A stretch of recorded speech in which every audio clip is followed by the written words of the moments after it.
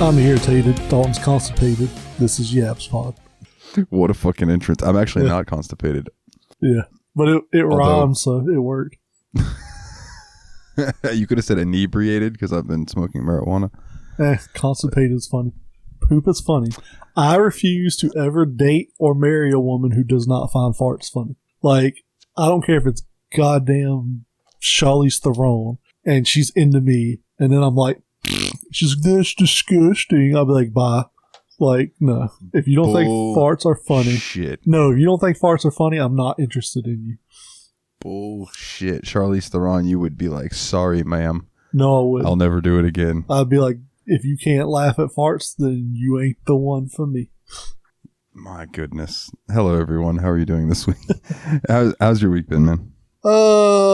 It's been about all I can say. It's been a week. Yeah. It's been 1 week.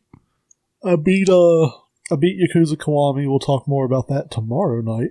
Yeah, on the Steam Machine podcast. Shout out to the Steam Machine podcast. What else? Super fucking pumped because tomorrow night is the midnight release for God of War Ragnarok. So, oh shit, I just thought about that. What time are y'all gonna record tomorrow night? It'll be before midnight. Okay, because I'm probably gonna be at GameStop. Because we record usually around 9 our time, and it usually goes for like an hour or two. Yeah, we'll figure it out. It'll give you time to get there. Or if you got a dip before the very end, that's fine. We'll figure it out. We'll hash it out. I don't know. I don't think I have a lot else going on in the past week. What about you? I worked the entire last week. Literally the entirety of the last week. Fun stuff. Since the last day we recorded, I have been at work every day. Other than that, man, I've been playing some Yakuza Kiwami. It's been a blast. And so I have this story that I'm going to go ahead and tell here at the beginning. So like, hey everybody, Dalton in editing here. And, I'm listening back to this as I'm editing, and because of the circumstances, I did not give this story the proper telling. I'm going to leave in the original, and I'm going to leave in Jeremy's reaction to it so you all can hear it, how it was original. But I didn't feel like I did it justice. So I'm going to tell it here. So you're going to hear it now, and then you're going to hear me give the version that I actually gave on the show.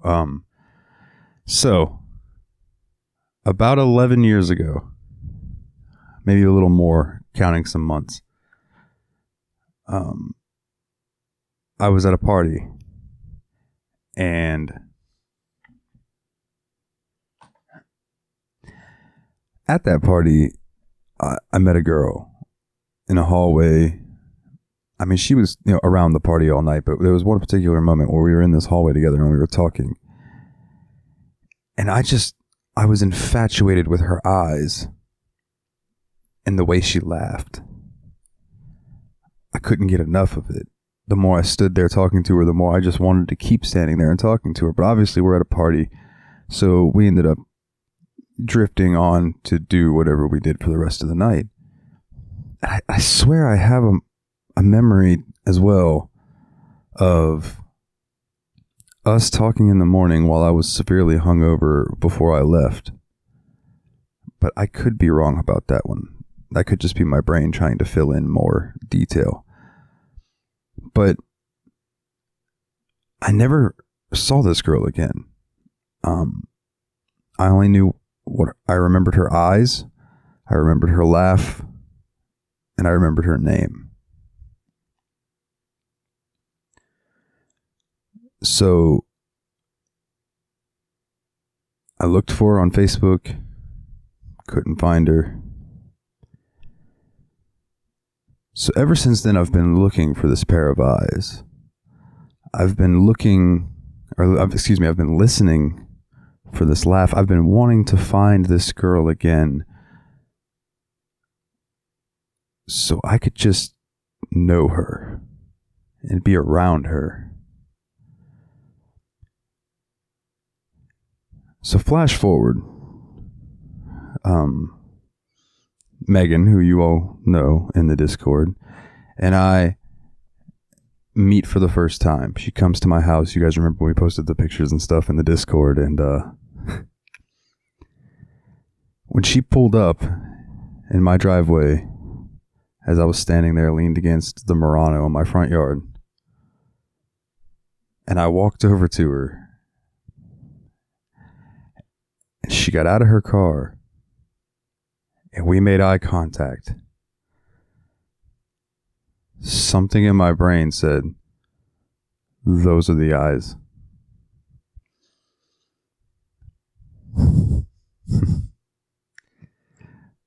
Those are the eyes you've been looking for.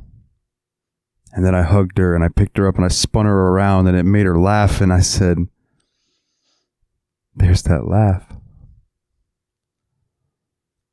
And I told her this. I said, I think we've met before. A long time ago. At a random party in Gainesville. I think I met you before. And she said, no, it's not possible. I never partied in Gainesville. So I dropped it. Kinda. I would always bring it up to her as a joke. You know, I swear you were that girl at that party. Or there's a girl out there who looks just like you, who I met one time. Your doppelganger, if you will. So the other night we're having one of our little Discord dates where we're just hanging out on Discord, looking at each other on video chat, talking, playing games either together or, you know, maybe she's watching me play the game for the Steam Machine podcast.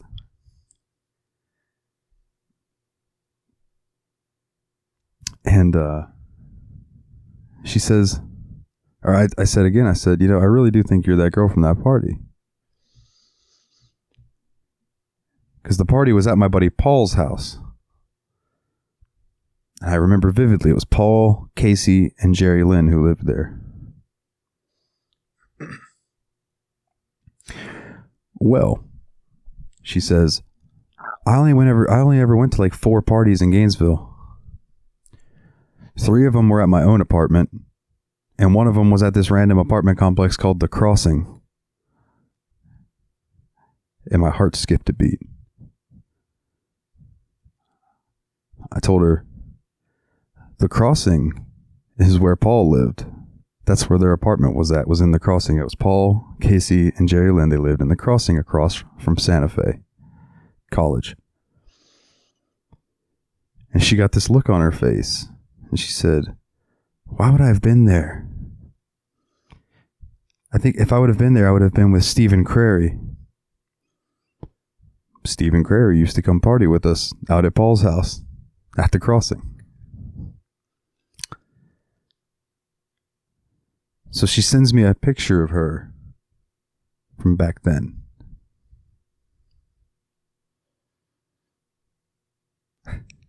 And it was her. The girl that I've been looking for 11 years. And here she was.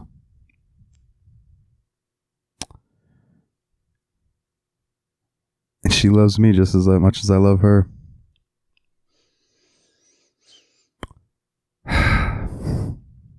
So, anyway, so the next night, we're still talking about like how crazy it is. How is this so wild? You know, I told Nate and Willie about it, and they were like, that sounds like a fucking fairy tale. And I agree. It does. And then we start talking about VidCon. She's telling me about a band that she really, really enjoyed. And I'm so flustered telling this story, I can't remember the name of it. And I apologize, Megan, because I know you're listening to this. So she sends me a picture of her from VidCon in the front row for this band. And I look at this picture and I said, that is exactly what you looked like when I met you. Not necessarily that same outfit, but just that era of her style. That was the girl that I met all those years ago. 100%, no doubt in my fucking mind. And at that moment she says, holy shit, is this you? Now, from her perspective, and I wish I had her here to tell her side of it, but she's just looking at pictures from VidCon, and she sees pictures that she took from a concert that she went to in Keystone, where I live. So she was like, oh, that I think that concert was in Keystone. Let me click it to see if he was in the crowd somewhere. And she's looking at it, and she realizes I'm not in the crowd. I'm on the stage playing. She was at my band's first ever concert and took a picture of me playing and never knew it. And then it hit me that the party I met her at was the after party. It was the after party for my band's first show. The night that I fell in love with being up on stage playing in front of people was the same night that I met the girl that I would spend the next decade looking for.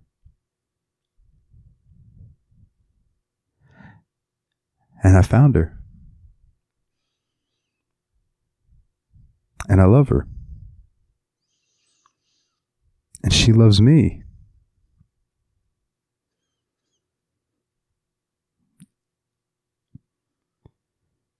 And that is a wonderful feeling.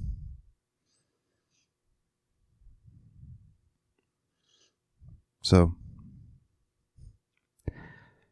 enough of me being cheesy. But Megan, if I know you're listening to this, thank you for loving me the way you do. Truly. Now, anyway, let's get back to the episode. So now you're going to hear how I originally told it, and you're going to hear Jeremy's heartwarming reaction to the story. Yeah, enjoy the rest of the episode. I think I've mentioned it on the show before a long time ago. Yeah. That back in the day, I went to a party, and at that party, we were all hanging out and having a good time and everything, and I met this girl in the hallway and sat there and talked with her for a while. And I could only remember two things. I could remember her eyes and like the way she looked, and I could remember her name. Yeah. So flash forward, the other night, me and Megan are talking. And when I first met Megan, I told her, you look really familiar to me. I think that I met you at a party a long time ago. She was like, no, it couldn't have been me. I don't party. Like, I don't go to parties and stuff. I'm like, okay, well, maybe it wasn't. Well, maybe there's a girl out there that looks just like you. So me and her were talking the other night, and she mentioned, so I mentioned it again. I was like, I don't know. I think you're that girl from that party. I swear you are. She's like, no, I couldn't have been. I went to like 4 parties when I lived in Gainesville. She's like, 3 of them were at my apartment, and 1 of them was at this apartment complex called The Crossing. And I went, The Crossing? Really? That happens to be where I was partying the night of the night I'm thinking of. Was at The Crossing. That's where my friend Paul lived with his friends Casey and GL. And she goes, oh, why would I have been there? She's like, I think I was there with Stephen Crary. And I went, Stephen Crary used to come and party with us out at Paul's house. So we just had this realization that it actually was her at this party, right? So flash forward to, I think the next day, we're still talking about how crazy that was and everything. And she sends me a picture of her from VidCon in 2011. And I look at her in this picture, and I just told her, I said, that's the exact girl that is in my memory standing there in that hallway talking to me at that party, is that girl right there. Long brown hair. That's her. So we're just talking about how wild that is. And then she just says, hold the fuck on. Is this you? And sends me a picture of a screenshot of, or it was a picture from a concert.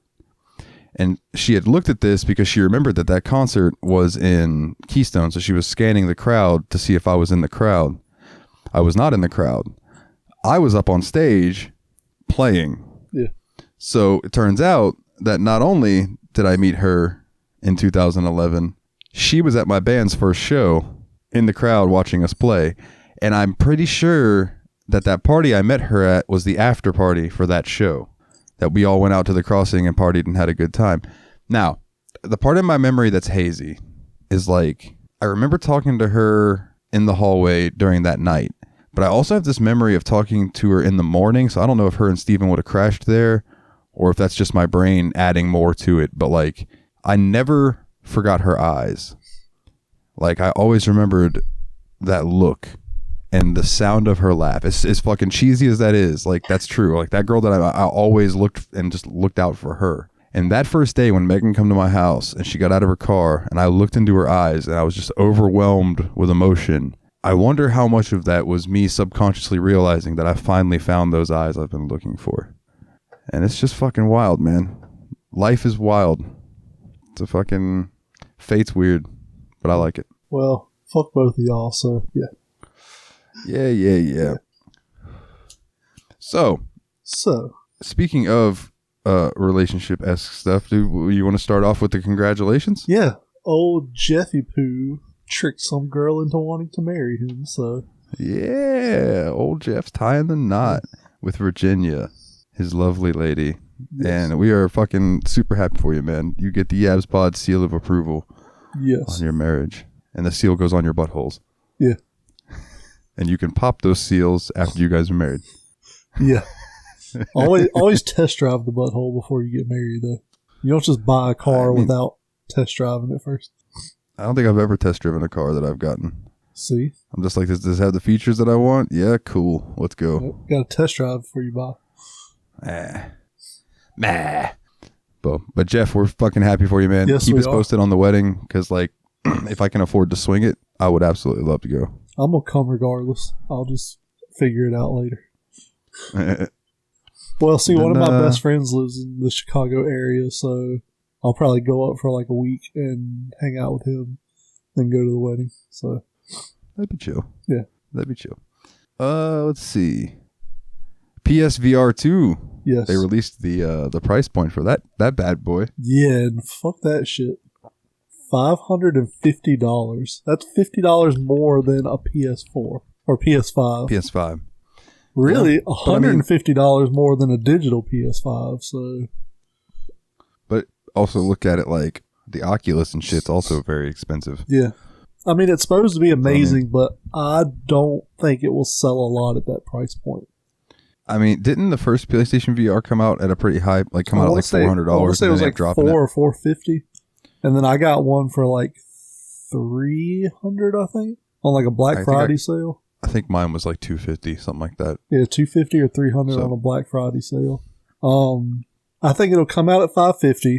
Of course, people will buy it because you have those I gotta have it first people. Yeah, I'm not going to be one of those people. My thing about it too, the fucked up part, it's $550 and it will not play any of your current VR titles. No PSVR titles are compatible with PSVR 2. Which is horseshit. And that seems strange to me because it can't be that hard to like make them compatible. The only thing I can imagine is they want to resell you those games. Just like, that's what I would just figure. Like they're doing with like Ghost of Tsushima, Death Stranding. I think there's a Days Gone PS5 remake coming, The Last of Us. They want to resell you a game you've already paid full price for. If that's the case, that's fucking horseshit. I mean, but that's the way of capitalism, man. Yep. Well, we'll see, because if they try to do that shit and nobody buys it, then that's the law of capitalism. So people band together if they try that shit and say no, and they will fucking stop. But you already know that the campaigns that say just say no don't work. True. If anything, it makes you want to do it more. Damn right. That's why I ended up becoming a little hellion. Yeah. Heathen.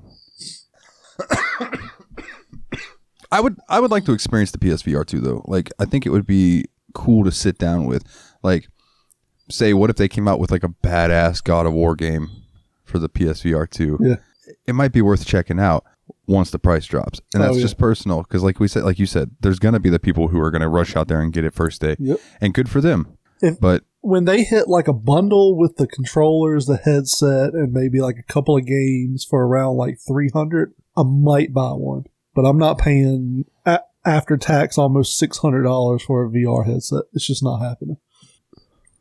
Yeah, again, I'm there with you on that. Or somebody will bring one in my store to trade in, and I'll give them like $200 for it, and then I'll just keep it. Yeah, or that. I just don't have that expendable cash to just drop. Not that. Well, even if I did, there's other shit I'd rather buy for that money. I mean, I'd rather get a graphics card. I'd rather get a $600 tattoo than a $600 VR headset that's going to sit in the closet next to the one I paid $300 for and haven't played in 3 years. Oh man, I still bust out my VR every now and then, play some Moss or some Astrobot. It's good stuff. So this next one I'm gonna let you bring up because I don't have any knowledge about this. This is the TV show. So the Last of Us TV show finally got a release date. It's going to be January 15th is when it starts airing.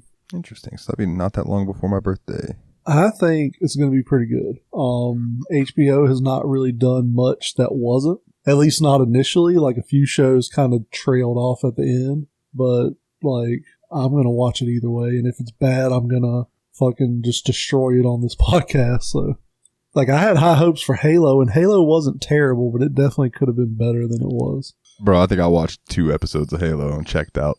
Like, yeah. Dude, they took his helmet off in the first fucking episode. Yeah. The first episode. Yep. That, you know the taking off a helmet thing that bugged me the most? Kylo Ren. Because you remember when they were like advertising The Force Awakens, he was this mysterious, like, just Sith monster, more or less. I think he takes his helmet off, he's just some dude. And it's like, oh, like the myth behind it was bigger than the man. It's like Mando. Yeah, same thing. On the topic of TV shows, I've started watching Doctor Who. I tried to watch some of the Matt Smith Doctor Who, and I couldn't get into it. But like Matt Smith, I don't know how I feel about him because he's a decent actor, but he's really weird looking. Like his head has a funny shape. I started with the first season, which I think is back in the 2000s. So, well, it wouldn't have been the first season. The reboot of the. I was going to say because not the 60s. Yeah, the first season was like in 68 or something like that. I think. Yeah. No, the canonical reboot, which started in the 2000s. I think it's Christopher Eccleston is his name. I don't know anything about Doctor Who really. It's entertaining. I've enjoyed what I watched so far. It's fun. It's campy, and I like that a lot. Speaking of things that are campy, that song "I Want Candy," the remake of that shit and everything. Yeah, the dude was saying that's dead. Yeah, I wouldn't really call it campy, but the fact that he's dead at least. No. But his music was very campy and silly and 2000s pop, like having a party when your parents are out of town and shit. Yeah. Yeah, I feel bad for the guy. He was like 36, 35, something like that. 34 maybe. They haven't released it that I know of, but I'm pretty sure it was probably a drug overdose. Like that's the vibe that I got from his brother. I heard they found him in the bathtub, so what I'm assuming is he was partying. He OD'd. Some of his friends tried the old, throw him in the bathtub and run cold water on him. It didn't work, so they probably like bailed. And yeah, unfortunate, but a lot of people who are raised in the spotlight like that tend to go that route. So, unfortunately, except Hillary Duff. Yeah. She's like the one. Yeah. That stayed somewhat sane. I don't think Miley really got into drugs and stuff. I think she just kind of had a mental breakdown. Bro, I think Miley was absolutely doing some fucking ecstasy there for a while. Maybe. But I'm talking about not that she had a problem with it, but yeah, I'm talking about like full on like drug addict. I don't think she was an addict. She probably partied some, but I don't know. I'd have fucked her in her crazy stage, like the bald head and the wrecking ball and all that shit. Yeah, dude, crazy chicks are hot to me. I don't care. Oh man, that's why don't do that. Yeah, crazy chicks are never hot. do that. You don't go down those paths, man. It's not good for you. The sex is great though. So the sex is great. The mental damage is not and then worth they the sexual stab pleasure. you in the kidney while you're sleeping because they had a dream that you cheated on them. Dude, I used to know a girl who like got mad at a guy because she said that his dick smelled like some other bitch, and he had just gotten out of the shower. So like, I don't know. Not my thing. It makes me think. Did you ever see Baby Boy, the movie with Tyrese Gibson? No, I know the movie you're talking about, but I've never seen it. Tyrese Gibson. I think his girlfriend was Taraji P. Henson, and he like comes home. She's like, "I know you've been out fucking somebody." He's like, "I ain't been out fucking nobody." She's like, "Let me smell your dick." And then he like pulls his dick out. She like goes out and smells it. She's like, "You probably took a shower before you left there." Like, dude, if a chick is like, if I'm dating a girl and she's like, "Let me smell your dick," I'll be like, you know what? No, we're done. Like, if you trust me that little, we're fucking done. Like, I can't do this. And be like, go ahead and smell it because it's gonna smell musty as shit. Because I've been sweating in these jeans all day. Ugh, gross. Bro, gross. Dude, me and my buddy were talking about that. I was like, dude, I don't care. Even if I just like shower and then I just sit at my desk all day, my fucking balls would be fucking like stanky at the end of the day. Like just you know, the sweat of the day. Like, man, I think about all those girls that like gave me BJs at the end of the day. I'm like, man, that was some fucking love right there. That was dedication. Jesus Christ. Yeah, I suppose that's one way to put it. Yeah. Or they were crazy. I mean, that too. So, dude, what would you do with $1.9 billion? Yeah, that lottery is up to 1.9. Oh, fuck, I forgot to buy tickets today, so watch, somebody will win it today. Yeah, I didn't buy tickets either. Yeah, 1.9 billion. So the cash payout is like 960 or something, which means you're going to get maybe about 450 after taxes and all that shit, which is fucking insanity to me. That's a $1.9 billion lottery and you will go home with less than $500 million. Like a quarter of what it is.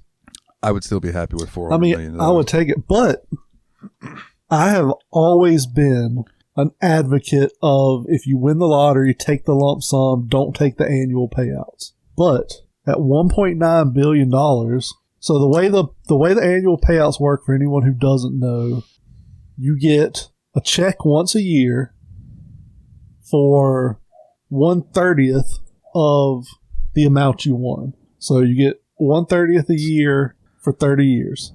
It's a lot of money, bro. Yeah. So at 30 years, at 1.9 billion, you would get a check for $63,333,333 every year. I would just take that.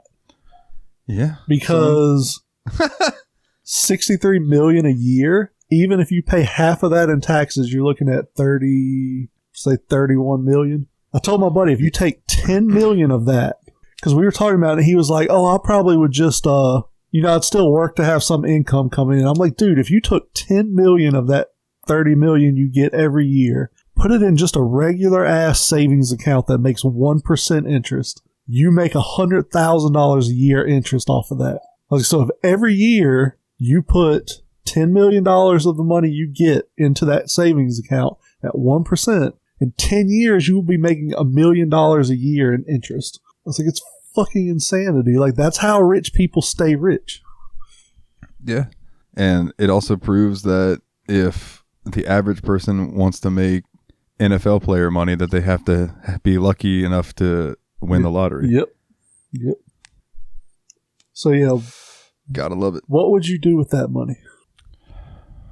I would pay off my parents' house. I would probably have this house not demolished, but I would build a better house on the acre next door that I own and give it to my parents. Then I would go buy myself a nice house somewhere. I don't know that I would buy a house. Move me and Megan there. I think I would travel. I might do that on a different year, but in my first year with that money, I'm going to establish a home base. I don't want a home base. I want to be a nomad, a millionaire nomad. Oh, you already look like one. Yeah. I know one. I think I know one thing I would do. I saw it today. There's a road that starts in Cape Town, South Africa, I think, and ends somewhere in Russia. It's over 13,000 miles, but you can walk the entire length of it. There's bridges over the waterways and everything. I think that'd be cool. Just go travel that road, walk or bike or something. Just start in Cape Town, just cover all the way through Russia. You should do it on horse. I don't like horses. I mean, you can't, because you're going to take your horse to the old town road. You're going to ride till you can't no more. Mute. No. I might get one of those electric bikes where you just pedal normally no matter where you're at. I've seen those. And just be There's like, an old man around here who rigged a chainsaw engine to his bike one time. Nice. He would crank it and he would just hold the and it would spin his back tire for him and he'd just ride around. Nice. Yeah, no, I think, let's see. I would pay off the property I live on. I would have to tell my mom, sell this property. I will buy her whatever house she wants.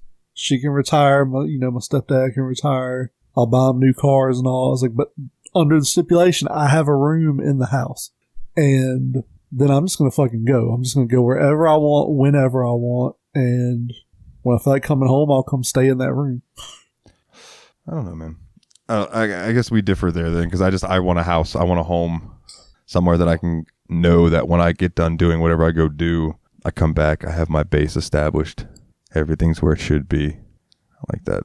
And then I'd probably visit some places that I'd always wanted to see, buy the things that I would want. So I would definitely get myself a top-of-the-line computer. I found the road, 14,000 miles from Cape Town in South Africa to Magadan in Russia. Let's see. It said the one I saw, it would take 4,492 hours to walk, or 187 days, if you were walking nonstop.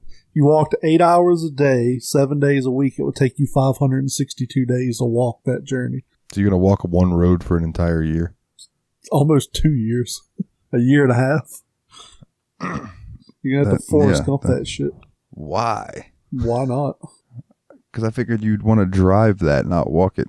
Well, I don't think it's a driving road. I think you have to walk or bike or something like that. 14,000 miles. You cover South Africa, Botswana, Zambia, Tanzania, Burundi, Rwanda, Uganda, South Sudan, Egypt, Israel, Palestine, Jordan, Syria, Turkey, Georgia, and Russia.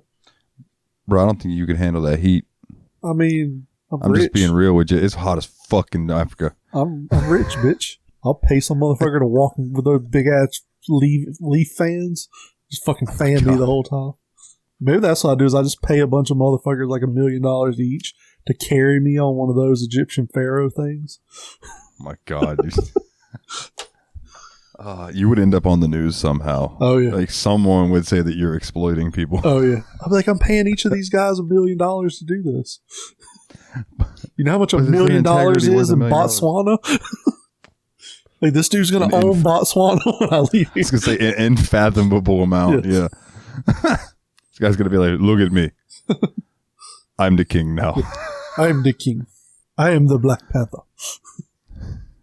Wakanda forever. So, song of the week, man. Just song of the week. Mine is called Kill For Me by Marilyn Manson. I think you would really like that song. I know you didn't listen to it because you a bitch like that. Did you listen to mine? No, because I'm a bitch like that. All right. That's what I thought. No, Kill For Me is pretty good. It is off the either Pale Emperor or Heaven Upside Down album. I can't remember. That's some of his more recent stuff, right? Yeah, it's more recent. It's been the last 5 years or so. Let's see. I can look. I don't know why I don't just look shit up. I just like my ignorance. The last album I remember him putting out had that song on it that was like, if I was your vampire. That was a while back, I think. Yeah, I know.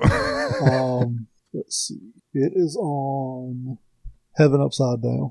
Pale Emperor was the one that had Killing Strangers and Deep Six and all of that. The latest album he put out 2 years ago is We Are Chaos. You probably like We Are Chaos too. I love that song. Well, I remember my brother's girlfriend giving me her CD case with CDs in it to listen to back in the day. And there were 2 albums in there that were like fantastic that I listened to. And one of them was White Zombie La Sexorcism. And the other one was, and you can correct me on the title if I get it wrong. It was Manson's first album. I think it was called Eat the Children or something like that. I think it was. Or Smells Like Children. Smells Like Children, I think. Let's see. Yeah, Smells Like Children. That was his second album. His first album was Portrait of an American Family. Oh, okay. So yeah, because I just remember it had Lunchbox on it. This motherfucker's gonna get my medal. Yep. So the song you're talking about is called. I'm gonna look up Lunchbox. If I was your vampire by Marilyn Manson. It was on the Eat Me, Drink Me album, which came out in 2007. Yeah, that was the most recent album I remember him putting out. Yeah, no, he's put out. Dude, that was like before. I think that was before like the Holy trilogy. No, it was after. I was gonna say, nah, dude. Mechanical Animals, Hollywood, all of that was before. Yeah, because the Antichrist Superstar, Mechanical Animals, and Hollywood were a trilogy album in reverse. So like they were released, but like if you listen to them in chronological order, it should be Hollywood, Mechanical Animals, and then Antichrist Superstar. Hollywood was the first Marilyn Manson album I was able to convince my parents to let me buy.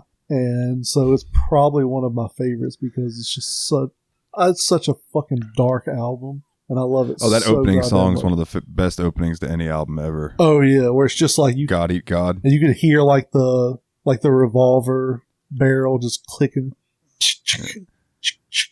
Dear God, do you want to tear knuckles down and hold yourself? Yeah, it's so fucking good. Yep. It has the Nobodies on it. One of my favorite songs. I want to get that tattooed like right here in this empty space in my sleeve. I just want to get We Are the Nobodies tattooed. So I was trying not to burp into the microphone. I mean, what kind of font would you do for that? I don't know. I actually want to do it though reverse, where the letters are skin colored and then like around them is like a purple and green sort of haze. And then I want to use that purple and green haze to tie the whole sleeve together, like as a background. So that could be interesting. Yeah. I always, like, when I think about Manson, I think about when I saw him live. And man, for some reason, the one time I saw him live, he particularly just killed it on Disposable Teens. Oh, yeah. You say you want a revolution, and I with a great baguette. Yeah, it's so good, dude. Yeah. I saw him twice. I saw him in an amphitheater show, and I saw him in the House of Blues in Myrtle Beach, and that show was fucking phenomenal. House Blues isn't that big, so that's a sweet venue. I want a tattoo of like a Manson logo, but all his logos are very not so vaguely like white power symbols. Nazi? Yeah. I'm like, I don't want to put that on me because people aren't going to be like, oh, cool, Marilyn Manson tattoo. They'll be like, oh, look, you're a skinhead. Yeah, he has like, it's altered, but the SS thing. Yeah, it's turned into an M, but it's very much still looks like the Nazi symbol. And then the other one is like the upside down crucifix. That doesn't really work either. I have that on my chest. Oh, yeah. An upside down crucifix right here. I wonder if I could get just like a portrait tattoo of him. I feel like right now is not a good time to get a Marilyn Manson tattoo. He's kind of a hot button issue right now.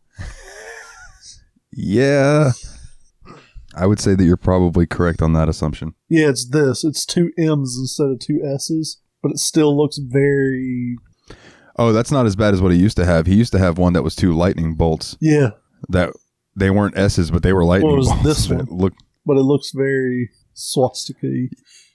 Yeah. Fucking wild. And then this bullshit. There's a yellow one in there, too.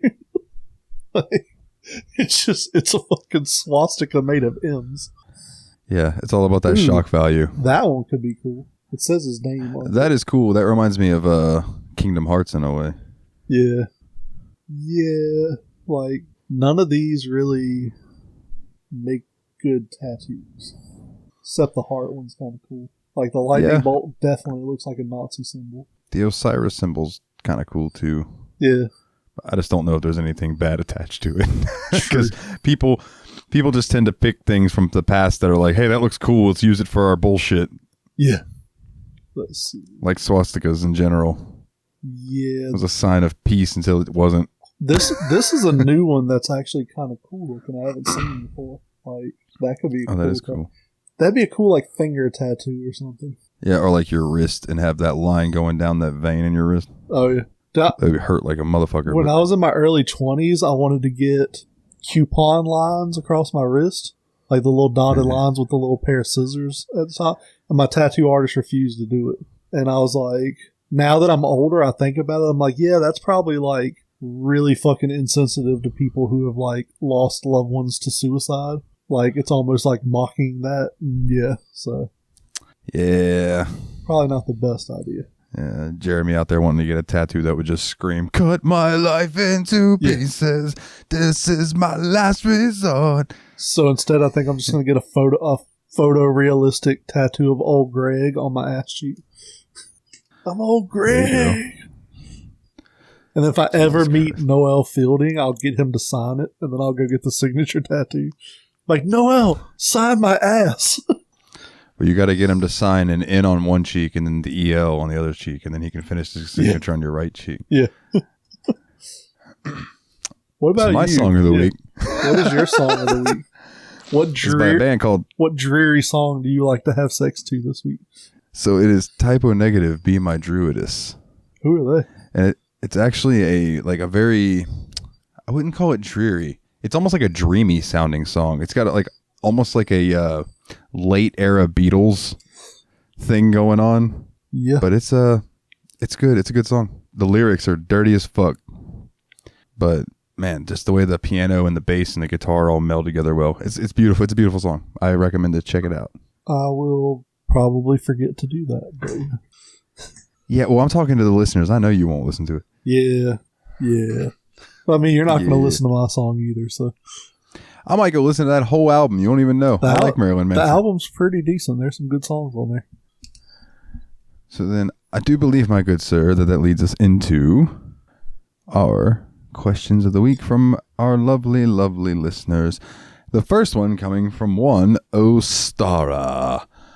If you could be any anime character, who would you be? So let me ask this. If you're that anime character, do you have to do shit the same way they did it, or do you get to do it the way you would want to do it? I would say probably the same way they did it.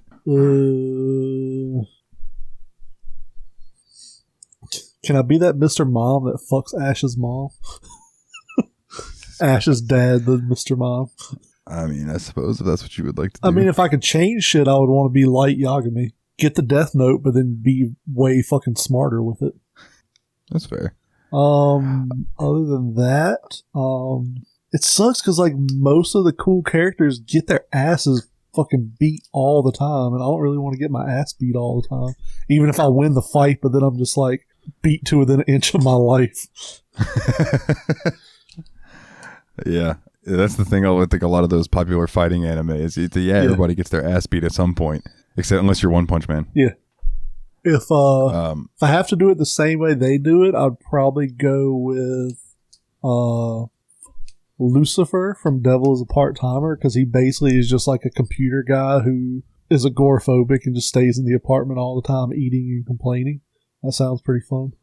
If I could do things differently, like Yagami, get the Death Note, be a lot smarter with it, run the world. So I had to look up my character's name.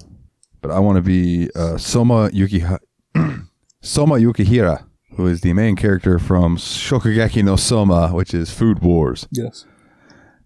Because from what I remember about that show, there's not really a lot of fighting in it. It's just a lot of cooking. Yeah. And I'm cool with it. Don't you like orgasm people's clothes off with your food? Yeah. It's fucking hilarious if somebody bites into the food that's good. They're like, oh, and their clothes just go poof and just explode. It's fantastic. Dude, Japan seems like a really weird place from an outside perspective. Yeah. It's like quick. It's like they pixelate vaginas, but they jerk off to squid porn. Yeah. There was an episode of, I think it was No Reservations, where Anthony Bourdain was in Japan, and he asked the guy, he's like, so let me ask, man, what's with the tentacle porn? And the guy was just like, I don't know, man. Some people just like what they like. Yeah. And Anthony Bourdain was just kind of like, you know what? Fair enough. Yeah, fair enough. But yeah, so slight spoiler for the first episode of Food Wars. It just cracks me up that at the very end, like after everything happens, his dad just goes, oh, by the way, I'm going to cook in America, and I'm sending you off to this cooking school that has a 2% graduation rate. Bye. Bye. Sending you to boarding school. Bye. So let's see. This one comes in from Ostara as well. If you were a Pokemon, what would you be? Example, she would be a skitty because of her personality is a lot like one. So don't just pick one that you like. Pick one that would be the most you. I'd probably be that Team Rocket Meowth that is fucking sassy and petty and gets fucked over all the time. Okay. Or Snorlax. Fucking eat and sleep. Let's see. Is there a Pokemon version of Eeyore? That would be me. Yes, Cubone. Cubone cries at night because it's looking for its dead mother. It's the closest thing I could think of to Eeyore. So you cry at night because you're looking for your dead mom while you wear her skull as a mask. Yeah. There you go, buddy. Very Jason Voorhees. Mine, what would mine be? I mean, my first instinct is to say Snorlax. It's the same as my favorite because, I mean, yeah. Snorlax is fat. I'm fat. Snorlax is about 6'2". I'm about 6'2". It likes to eat and sleep. I like to eat and sleep. I might be but Werebear. Is that what it's called? Teddy Sora? No. The big pink bear that hugs people to death. Teddy Sora? No. It's not the one you're thinking of. You're thinking of Teddy Ursa. That's a brown bear. No, dude, the evolution of that one, isn't it? It's big, brown, and pink. No. You're thinking of the evolution of Teddy Ursa. That's not who it is. I think it's Werebear. Jesus Christ. Well, anyway, I'm going to go Squirtle. Squirtle. Because, like, I want to be one of the Squirtles from the Squirtle gang. Beware. I got. Beware. Yeah, that's exactly the one I was thinking of in my head. But that's not. I just didn't know the name. It's the evolution of Teddy Sora, right? No, it's it's the evolution of Stuffle. Teddy Ursa's the one with the moon on his head. That cute little bastard. He turns into Ursa Ring. Ursa Ring's meaner than I am, though. I'm not mean, even though I want to be. It's fine. I got the names confused, but that was exactly what I was thinking of. It was the pink and brown Beware. One. The stuffed Teddy. I don't know. Yeah, I think I'm going to be one of the Squirtles from the Squirtle gang. Squirtle Squad. I want a Squirtle Squad tattoo as well. Like the dude with the pointy sunglasses, the leader of the Squirtle Squad. They were just a gang of delinquent fucking Pokemon. They were just going around fucking with people all the time. Yeah, it was hilarious. That was great. They were fucking disadvantaged use. So what's your zodiac sign? Pisces. From Ostara. Pisces? Yeah. I am Aquarius. I don't put a lot of stock in that shit. Like, some of the stuff they say makes sense, but I feel like a lot of it is just very broad and generalized. So, I don't know. I could be wrong. Who knows? But I've just never put a lot of stock into it. Cake or cupcakes? Cake. And that comes from Ostara. I'm going cupcakes. I like cake. So here's the thing. I've had a lot of dry cake. I have never had a dry cupcake. They're always moist and wanting. Who out there doesn't like the word moist? Let us know in Discord. I used to be weirded out by that word. It doesn't bother me anymore, though. I just don't get it. I feel like if you were weirded out, like if you're grossed out by the word moist, your bloodline is weak. And history will forget. Yeah, that's going to really make people want to like let you know in Discord that that they let me know that your bloodline is weak. I don't know. It's just weird to be weirded out by a word like that. I don't know. Like for it to be such a thing that that's relevant in pop culture. Like so many people are grossed out by the same word. It's just a word. Like I understand like derogatory words and stuff being offended by them, but for everyone to be like bothered by such a mundane word just is weird to me. I don't know. Some men are even terrified by the word itself. Yeah. Vagina. The clit is real. What's not real is the female orgasm. I am the clit commander. If you could shapeshift into any creature or animal, what would it be? I'm going panda. I was gonna go. Nobody want to kill a panda. I was gonna go bear too. Something snuggly that like women want to snuggle with, because then it's like see some hot chicks walking around and you can just be like transform into a baby panda, and then they're just like, oh my god, look at it, that's so cute. They rub it all on their tits and stuff. You're just sitting there like, yeah. I also think a hummingbird would be cool. Just to feel how cool it would be to make your wings flap that quickly. Yeah, then you have to eat so much sugar or you'll just die. I could change back and have a Snickers. I guess. What if you get stuck as a hummingbird? Then I guess I would just live out life as a hummingbird. I don't know. Just drinking. I don't know. Drinking red sugar water. That old lady. What if I got stuck as a panda? That'd be pretty cool, though. They're gonna throw me in a zoo and make me fuck. Make you fuck other panda bears. The sad part is, after a while, you'll probably get horny enough to just do it.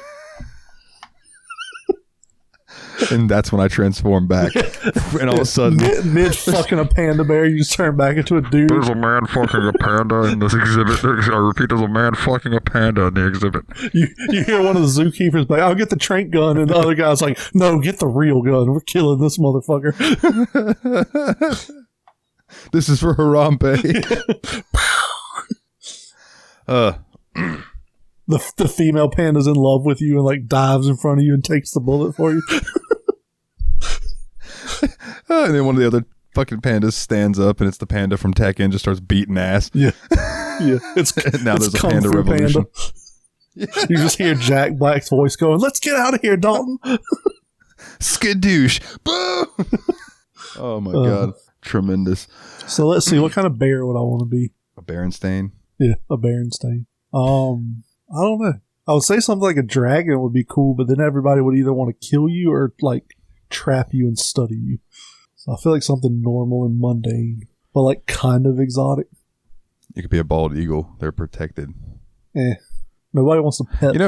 Nobody wants to snuggle a bald eagle though. I gotta say, bald eagles are pretty fucking rare to see, right? Yeah. Kind of. So like here, if you go to the Palatka dump, where we used to take our trash when we worked for property preservation, dude, they would just be like, there'd be like 7 or 8 of them just chilling at the dump because they were there for the rats and stuff. Oh yeah. And seagulls. I watched an American eagle, fuck a seagull up one day. Fuck a seagull up.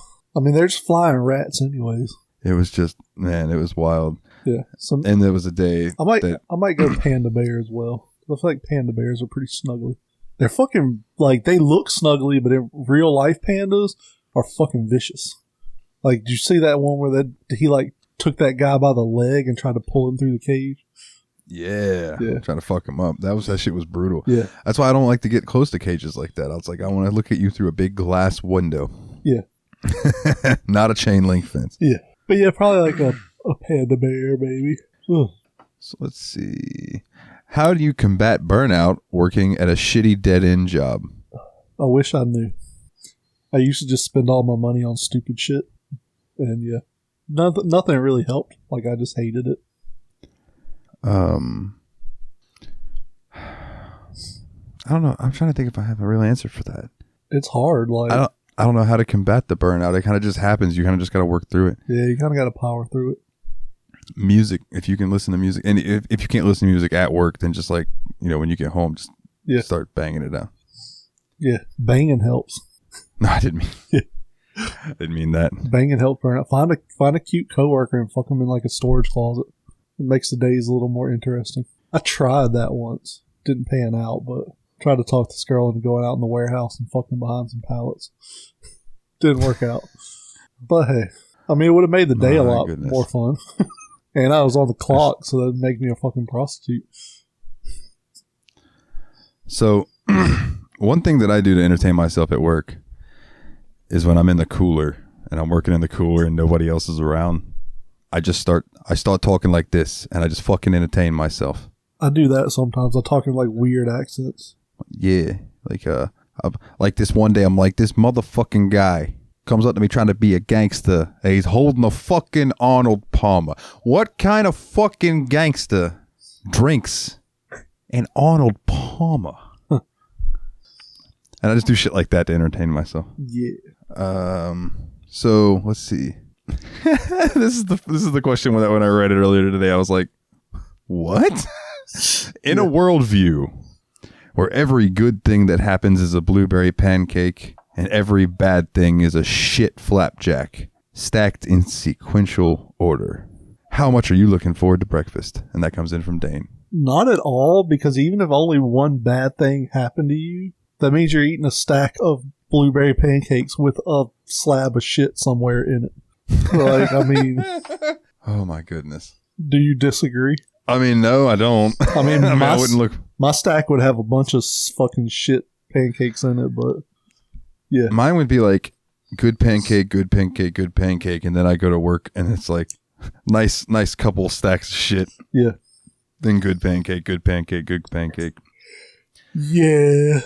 Yeah, so I would not look forward to breakfast at all, Dane. No. Because like I said, if Scale of 1 to 10, even one 1. bad thing happens to you, there's shit in that stack of pancakes.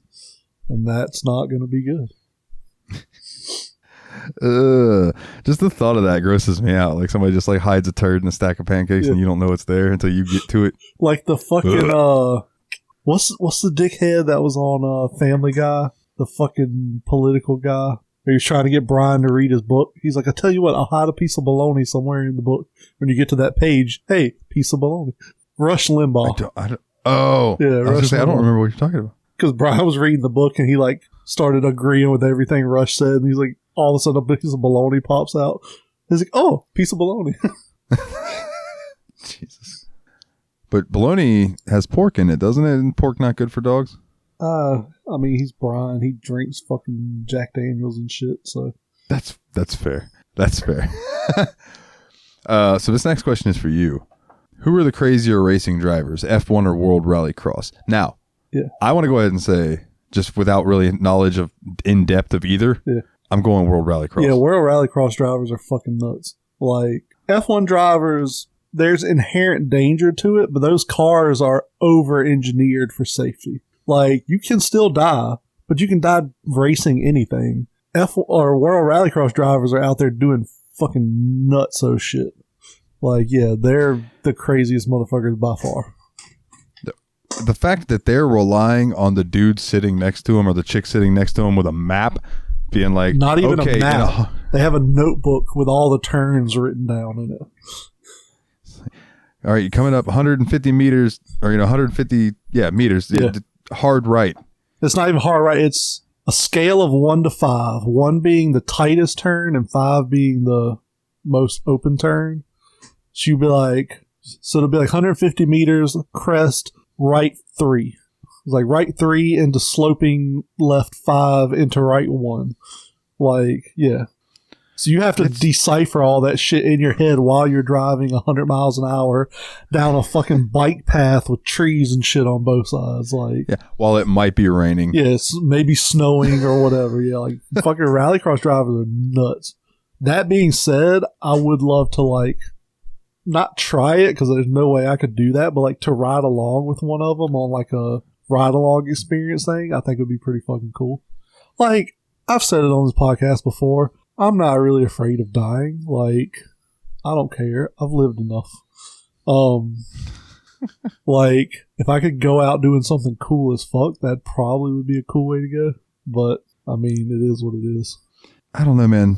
Dude, that'd be an intense way to go. I don't know if do you really want that? You really want to die in a car wreck at 100 miles an hour? I mean, go out like Paul Walker or whatever. I mean, if your neck snaps and you just died, it is what it is.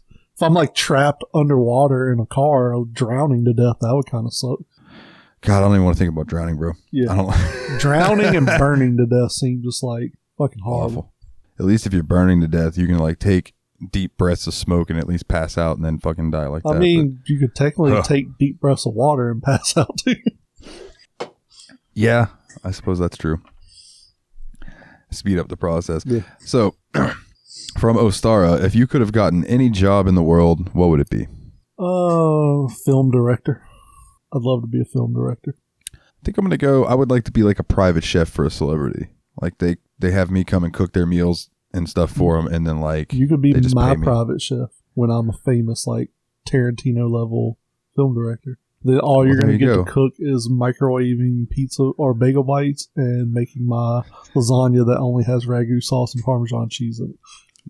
Hey man, $100K a year, I'm in. Yeah. You'll have to make one of those lasagnas like every 3 days. That's fine. Yeah. $100K a year. Like, I don't care if you do anything else as long as you do that. I like make pancakes every other morning. I had pancakes today for lunch. Pancakes and bacon and orange juice. Fucking delicious. I do love a nice glass of orange juice. I fucking ate. Gives me heartburn like a motherfucker. I ate 3 pancakes so fast. My buddy looked up and was like, "God damn, you're already done with those?"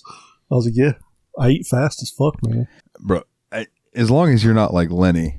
I know I've told it for anybody who has never heard a story about Lenny that I've told on the Steam Machine podcast.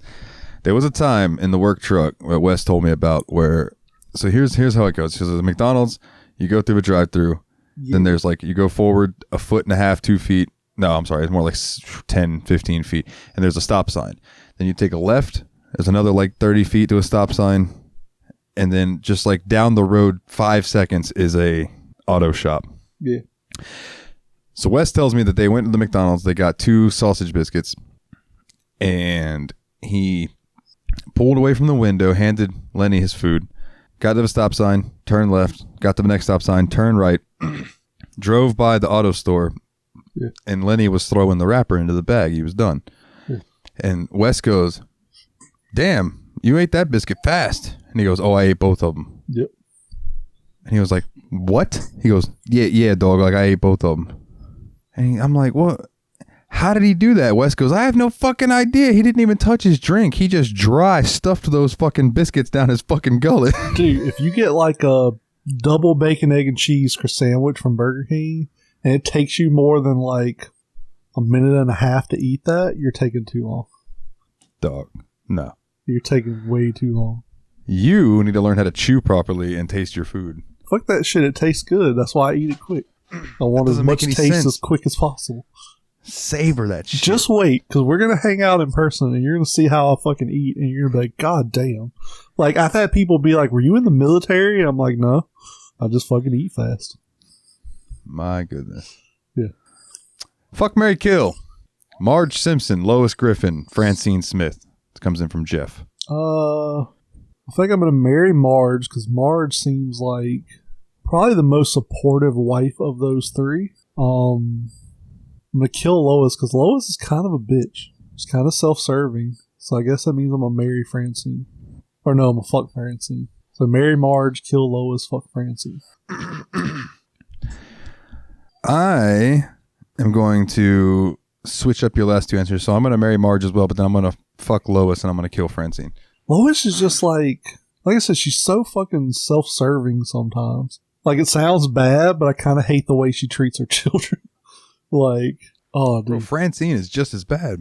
Not as bad as Lois. She's not great, but she's not as bad as Lois. Only because they haven't had as many seasons. Maybe. Like, you remember the one episode where, like, it was like a storm outside, and the whole thing culminated in, like, Meg, like, tearing down the whole family for, like, being so fucking shitty to her? Yeah, I remember that episode because I laughed because I was watching it and didn't realize it was unedited until the very end when Chris goes, "Meg, you're a fucking bitch." Yeah. But yeah, dude, like, that episode was fucking heavy. Like, yeah, I love that episode, though. It is good. Das ist gut. Which Final Fantasy game do you think has the best chance to become a TV series? Anyone who thinks the answer would be anything other than 7 is fucking retarded. Like, I say not because 7 is the best story. It's probably not. I've never played any Final Fantasy games other than 7 Remake. But 7, I'm going to say, is the quintessential Final Fantasy game.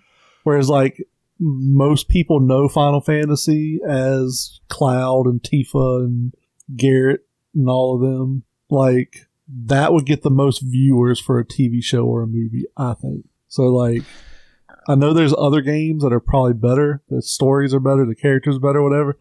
But I think Nate even said it, like, 7 is the only one that Square Enix really acknowledges as a Final Fantasy game. So my answer is 14. Isn't that the online that is a one? money maker. Yeah. That's not going to make a good TV show, though. It makes a good MMO. Bro, the storylines in those games are better than some of the entire Final Fantasy series games. Like, storylines in those expansions and stuff are really good. But tell me 3 characters in all of Final Fantasy XIV that anyone who doesn't play Final Fantasy XIV would know. That would know? Yes. You don't count, so let me think. Hershafont? Nope. I said you don't count. You don't even like Final Fantasy People games. who don't like Final Fantasy games don't know who those people are, but they know who Cloud is. They would watch a TV show if Cloud was in it. I bet they wouldn't. If they know video games, but they don't know Final Fantasy, See, now you're they just would know who contradicting Cloud yourself. is. Now you're just contradicting yourself. Who sir. got put in Smash Brothers? Joker from Persona 5, because Fuck Persona 5 is better than Final Fantasy 7. Fuck Persona 5 too. Fuck, marry, kill. Monica Yuri Sayori comes in from Jeff. Of all the Final Fantasy characters, which ones got put in Smash Brothers? Let's see. Sephiroth and Cloud. I'm going to fuck. Don't be mad because your game is not. I'm not well mad. recognized. I'm not mad. But you're contradicting yourself. How am I contradicting myself? Because you said people who don't know Final Fantasy wouldn't know that character. But then you're like, oh, but if they don't know video games. But no, if they do know video games and everything. No, that doesn't make sense. I guarantee you, people that don't like play video games, if you show them a picture of Cloud, they'd be like, oh, that's that Final Fantasy guy. Because it's pop culture. You could put up a picture of Vivi from Final Fantasy 9 and they would be like, that's a character from Final Fantasy because he looks like a black mage from all the other games.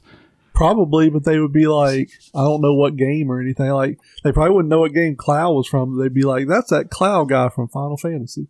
My answer is Final Fantasy 2. Nobody knows Final Fantasy. NES. Which one is it? I guess it's that fucking stupid shit they did. Like Final Fantasy 2 on Super Nintendo, which is like 6 or 4 or whatever. Okay, so hold on. I used to know this. So anyway, that part's irrelevant to what I'm saying. The fucking what's the Moogle or whatever? The little fucking white teddy bear thing. Yeah, Moogle. People recognize those. They're like, that's that Final Fantasy. And then the fucking Chocobo, the mage, the fucking little short guy in the hat and the robe. Yeah, that's what I'm talking about. The black mage, the little black mage guy. Yeah, him. He's recognized. They probably recognize Chocobos. But as far as like games that would be well translated into a TV series or a movie, I think 7 would be the. I'm not going to say, like I said, I'm not going to say it's the best one. It would make the best story, but it's the one Square Enix would 1,000% use. It's the one Hollywood Studios would go after. I don't disagree with that, but I still think that 14 is my answer. Okay. Because it's constantly, and here's my reasoning though. It's still making money. Yes. Right? And I know 7 is as well now. Yeah. But 14 has so many different branching stories, whereas 7 could have like one, it could have like maybe one good ass season. But what I'm saying is I think if you made 7 into a TV show, HBO, hour-long episodes, 10 episodes a season, you could probably get a good 4 seasons out of it. No way. They're making like 4 games out of it. I know, but that's because they're changing the story and they're doing all new shit with it. You don't think they'll do that? Did you watch Halo at all? Did you watch any video game movies and TV shows at all? That's what they'll do. They'll fucking change it and they'll drag it out and milk it. What I'm saying My answer is still Final Fantasy 14. I think if you put out a Final Fantasy show and you said it's based on Final Fantasy 14, you would get half the viewers that you would get from Final Fantasy 7. That's a possibility. Like I said, I'm sure that's true. But I think 7 would be where they would go. I think the best chance is 14. I'm with Nate. Nate will back me up on this. Square Enix does not think any Final Fantasy game except 7 still exists. I'll be interested to hear what Fenris thinks about this, because Fenris is a 14 player. So he might agree, he might disagree with me, but I don't know. I think these stories would hold up better. Maybe. But that's just me. I don't think anybody would watch them and they would get canceled after the first season on Netflix. I mean, I don't think it's Netflix, so even if it's a great show, they'll cancel it after the first season. I wouldn't hope for it to be on Netflix. I would hope for it to be like Amazon or something. It's something instead of. Although Netflix has the money and they do put out some bangers, they do cancel shit just because like that. So I don't know if you're familiar with these characters. Do you know the Doki Doki Literature Club characters at all? No, I want to play the game, but I want to find a copy on Switch, and I can't find a copy on Switch anywhere. So, yeah. Gotcha. Oh, that's right. They did release the Doki Doki Plus for Switch. Yeah, and I can't find it anywhere. I haven't seen it in any stores. So get you a Steam Deck, son. Fuck a Steam Deck. So I would get a Steam Deck, but I would not buy a Steam Deck. Monica, Yuri, and Sayori. So I'm going to marry Yuri. No, actually, I take that back. I'm going to marry Sayori. I'm going to fuck Yuri. And for reasons I will not disclose, I'm going to kill Monica. I'm just going to have an orgy with all 3 of them, and then I'm just going to leave. That might not end well for you, and that's all I'll say. What do you think is the best Nintendo console ever? And that comes in from Ostara. That last question was from Jeff, by the way. Honestly, in all truthfulness, Probably the Switch, because it has probably some of the best games Nintendo has ever produced. It's the most versatile. It has the best graphics. It has the best like interface and all of that shit. Now, like if you're going purely nostalgia, like what console do I like the best? Probably like original Game Boy or N64 if I'm going like home console. Like just nostalgia based what I like. But as far as the best textbook console, it'd have to be the Switch, I think. I'm going Super Nintendo for the sheer amount of brilliant games that came out on that RPG and non-RPG. Like Super Nintendo, Sega Genesis. I mean, was it, Biggie rapped about it, so. Genesis does what Nintendo don't. Yes, yeah. Genesis But does what Nintendo don't. I really, really, really like some of the RPGs that are on the Super Nintendo. Oh, yeah. There's just so many good ones, especially like in the now where it's easy to find the fan translated ROMs of some of the games that never came out over here, but they're fantastic RPGs. It's wonderful. What is your favorite cracker? I think we talked about that last week. Captain Wafers. Captain Wafers, the goat of crackers. I will fight someone who says different. So Jeff, followed closely by Rich. Jeff, just know when you comment in Discord that Captain Wafers are not the best crackers, I'm coming to your wedding next year and I will fight you. Favorite Thanksgiving side dish? So I'm torn. Kana. Either mac and cheese, but as we've discussed on the podcast before, some of y'all motherfuckers fuck up mac and cheese. So either mac and cheese or yeast rolls. Yeast rolls are fucking delicious. And it's hard to fuck up a yeast roll. You could burn them, but like you literally take them out of the freezer, you put them in the oven for 5 minutes with a fucking pad of butter on top of each one of them. And then you take them out and you eat them all, and then you cook another tray for everybody else. Then they swell in your stomach and you explode like a seagull that's been fed rice. Your fucking stomach splits open and all your guts come out. Jesus Christ. Yeah. You know that happens. Dark. You know that happens to birds when you feed them rice. Yeah. Yeah, that's why you don't feed them rice. Yeah. Or if you're a fucking teenage psychopath, you do. I feel like my favorite. I think if you intentionally do that to birds, you're probably a serial killer. 60% likely to be a serial killer. So mine's definitely this broccoli casserole that my grandma makes. Bro, it's so fucking good. You take the broccoli, you mix it. I think there's like a little bit of mayonnaise in there with a cream of mushroom soup and some other stuff, and you mix it in there with cheese, and then you put it in the baking dish, and then you coat the top of it with crushed Cheez-Its, and then hit it with some cheddar cheese, and then pop it in the oven. Why do white people put mayonnaise in everything they make? Because it's good. It's not. It is, dude. It's good when you mix it into salads and things like that. It's good. Somebody in the Discord is going to agree with me. I can't remember who it was, but they are. I already know. Like Megan doesn't like mayonnaise. See, and there's a bunch of other people that don't like mayonnaise. I want to say it was guess what? Nate. Like I love it. Can't it's remember. Good. Nate does not like mayonnaise at all. Yeah, I hate mayonnaise. Nate. I hate mayonnaise. I hate mustard. I don't like ketchup. You're such a picky bitch. Like it's fuck mustard. Fuck mayonnaise. Tisk. Yeah. What is your best Me and my buddy talked about this the other day. Is bologna just an unrolled hot dog? Pretty much. That's what I was telling him. I was like, he's like, are they the same thing? I was like, I think pretty much. Like it's like a flat hot dog. It's a pancake hot dog. Yeah, it's a pancake hot dog. I love a good bologna sandwich, though, dude. Oh yeah, bologna with a slice of American cheese with some like butter bread or something.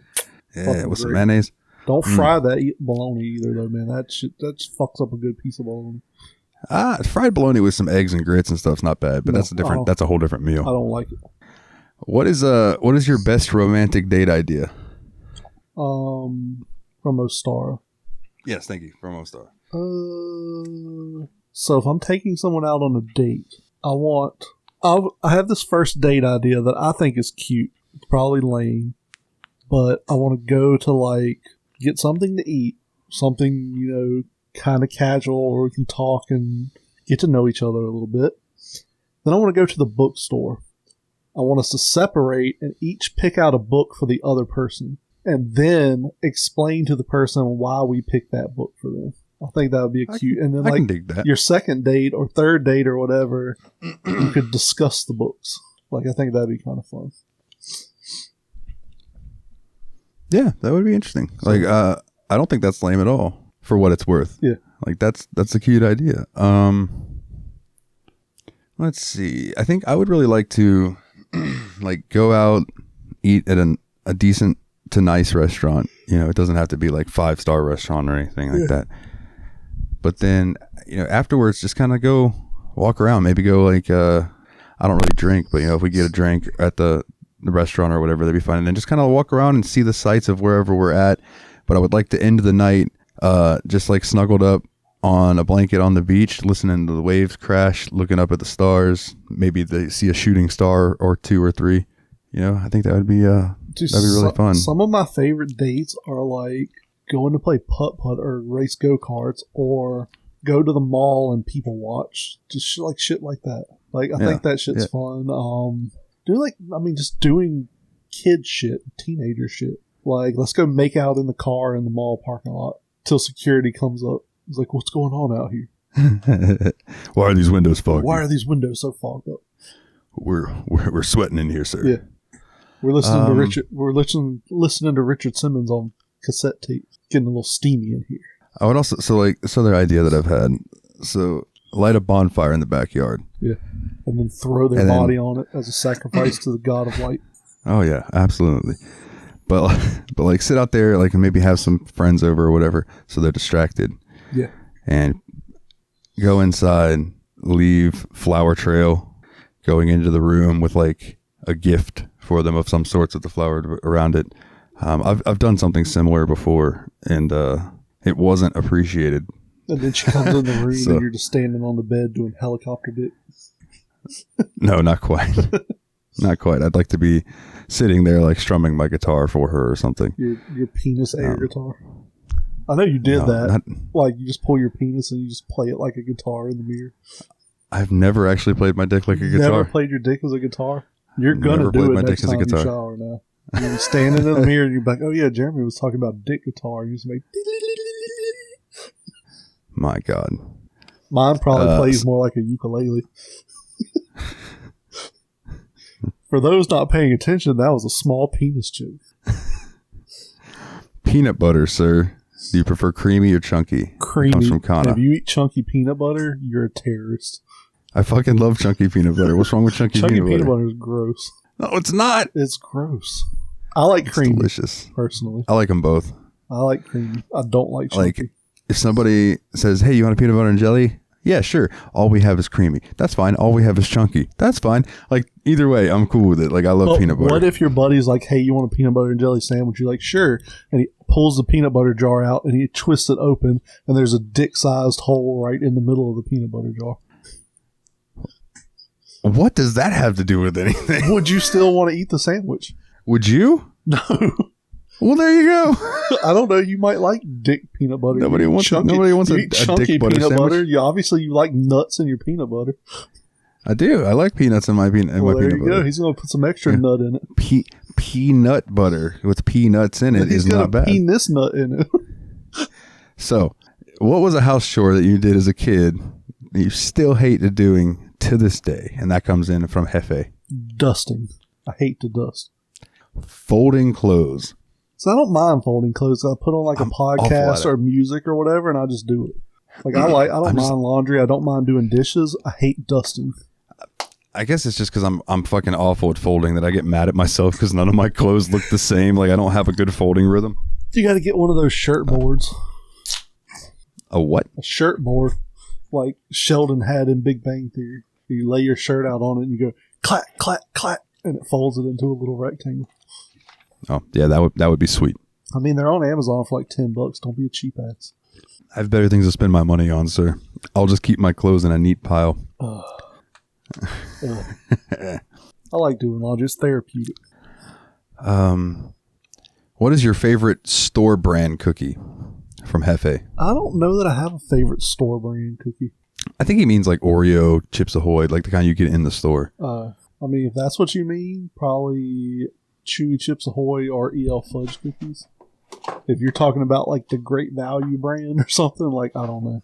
I don't usually buy those. I usually just spend the money on the good cookies. I'm gonna go either crunchy, like normal Chips Ahoy, or Oreos. Like regular Chips Ahoy or like chunky Chips Ahoy? Either. So I don't like the... I'll eat the regular ones, but I'm not a fan. I like the chewy ones. Chewy ones aren't bad. I just don't find them as good They have a dippable. different taste for sure. See, I don't dip my cookies though, so that's probably why. Yeah. But I will stuff like 2 whole chewy Chips Ahoy in my mouth and just blah, blah, blah, blah, blah. Just try to eat both of them fully at the same time. Up at work, we have these things that came in for Christmas that are like these little gift things. That's a clear cup that says Oreo on it. Yeah. And then it comes with a thing that attaches to the side of the cup that you put your cookies in, and it holds your cookies. And then it comes with these little tongs that you use to dunk so you don't get your fingers fucked in your milk. And I'm like, why? I mean, it's cute, but why? It's so wasteful, bro. Like, just get some fingers down in there and then just suck them dry. It'd be good training for when you're older. What is the next question? Let's see. Favorite store branded chips. Wait, second question, top page. Or second page, second question. Favorites. Is that? I guess that's still like the ones you buy at the grocery store. I would assume. Jeff, if we're wrong, re-ask this next week and we'll give you better answers.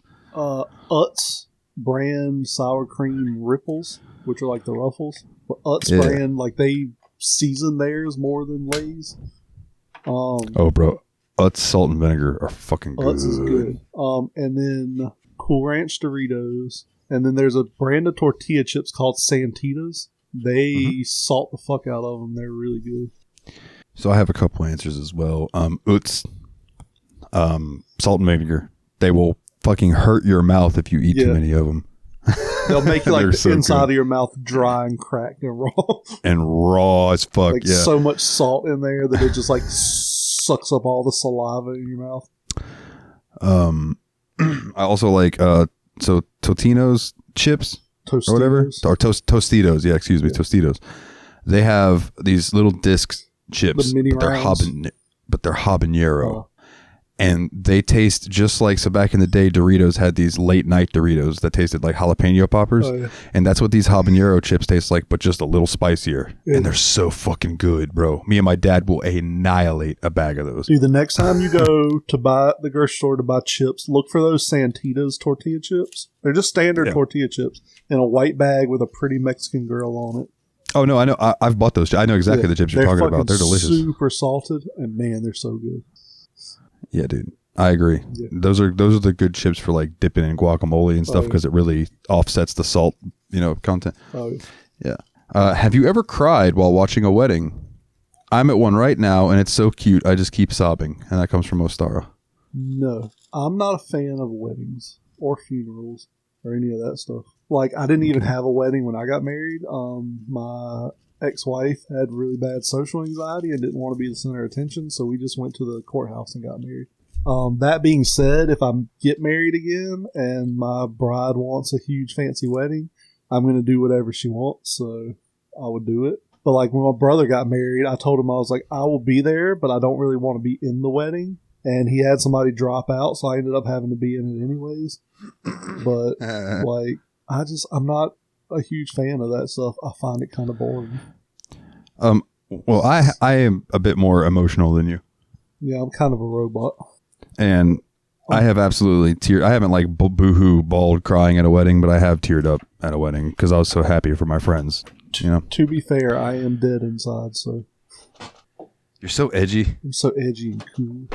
You're so edgy and cool. Do you like weddings or do you find them awkward? And that comes from Jeff, and I think you already answered that. I can find them to be a bit awkward just with the social aspect of there's a lot of people there I don't know. But at the end of the day, I don't mind weddings because A, there's usually a lot of good food, and B, I get to see normally my friends or relatives on one of the happier days of their lives, and that's cool with me. You know what I mean? I like to see the joy and just experience that because I'm very empathetic. I can feed off other people's emotions. So like when there's so much happiness in the room, it just makes me feel good. I find them shallow and pedantic. Yeah, shallow and pedantic. Another Family Yes, Guy I find them reference. shallow and pedantic. Lois, Indubitably. Lois, these eggs are shallow and pedantic. That show is so fucking stupid, but it's funny. Yeah, I don't know. All that stuff just seems so unnecessary and so wasteful. Like, you know how many people have spent $20,000 on a wedding? Like, it's just so fucking wasteful. Like, I tell all my loved ones, like, if I die, fucking don't go claim my body. Let them just put me, like, burn me and dump my ashes in the dumpster or something. Like, I don't care. Like, don't go spend $50,000 on some fucking grandiose funeral. Like, just have a party at your house. I'm dead. I'm not going to know the difference either way. You can literally huck me in the ditch in the back. I won't know. So the next 1, 2, 3, 4 questions come in from Team Retro, our buddy under our banner. Would you ever consider getting a Steam Deck, a handheld PC, or like a retro handheld? Maybe. But like I said, I don't PC game really. I mean, the Steam Deck seems cool, but I'm not going to pay that kind of money for it because I just don't think I'm going to use it that much. Like I have a gaming laptop. I don't play on it, so I just don't think I would use it that much. I don't even use my Switch that much, to be honest. Like I'm going to have to clean like spider webs off of it probably in 8 days when Pokemon comes out. I really want to get a Steam Deck eventually. I think it'd be cool to have playing, like, you know, especially with the show. Like I could take it with me to work and on lunch break I could get in 30 minutes of whatever we're doing. I'm assuming by retro handheld he means like the handheld emulation machines. Yeah. I've considered them, but like I said, I just don't think I would play it that much. Retro games are not, like I like them, but I will play it for like 3 minutes and I'll be like, okay, I'm done with this. Like, I just don't really sit there and play them through like some people do. So the graphics just aren't good enough for you. Well, I mean, it's not even that because like I like sprite-based stuff. It's just, I don't know, it just gets boring really quick. I don't know. I modded my 3DS and my PSP to be able to play emulator stuff, and that's cool to have just laying in bed where I can be like, yeah, hey, you know what? I feel like playing some Donkey Kong. I can just load it up and play it for 20 minutes, 30 minutes, and then put it down and go to bed. Now you know what I wish Sony had leaned into more is they didn't lean into the Vita at all. Like they just fucking kind of shit the Vita out and were like, let's sweep this under the rug and keep moving. But, which is sad. Yeah, because the Vita, you could remote play your PS4 on the Vita. If they had like a newer Vita that I could remote play my PS5, like in bed or at the store or something, dude, I'd play the fuck out of that because that'd be cool as hell. Playing like I wouldn't want to play God of War on it or something, but playing like, older stuff that's not as graphical fidelity intensive, I'd play that shit on there. Yeah, dude. But yeah, they kind of put the Vita out and were like, well, fuck this thing. It had so much potential that they just did not utilize it all. I don't remember ever seeing Vita commercials. Like, I don't think they advertised that shit at all. I don't remember either, to be honest. Except in the magazines I would get, but that's different. Yeah. So what is your most memorable foot in mouth moment? I got one that immediately jumps out to me. Go ahead on yours, because I'm trying to think of mine. So we were at my house. It was me, Veronica, Danny, and Brandy.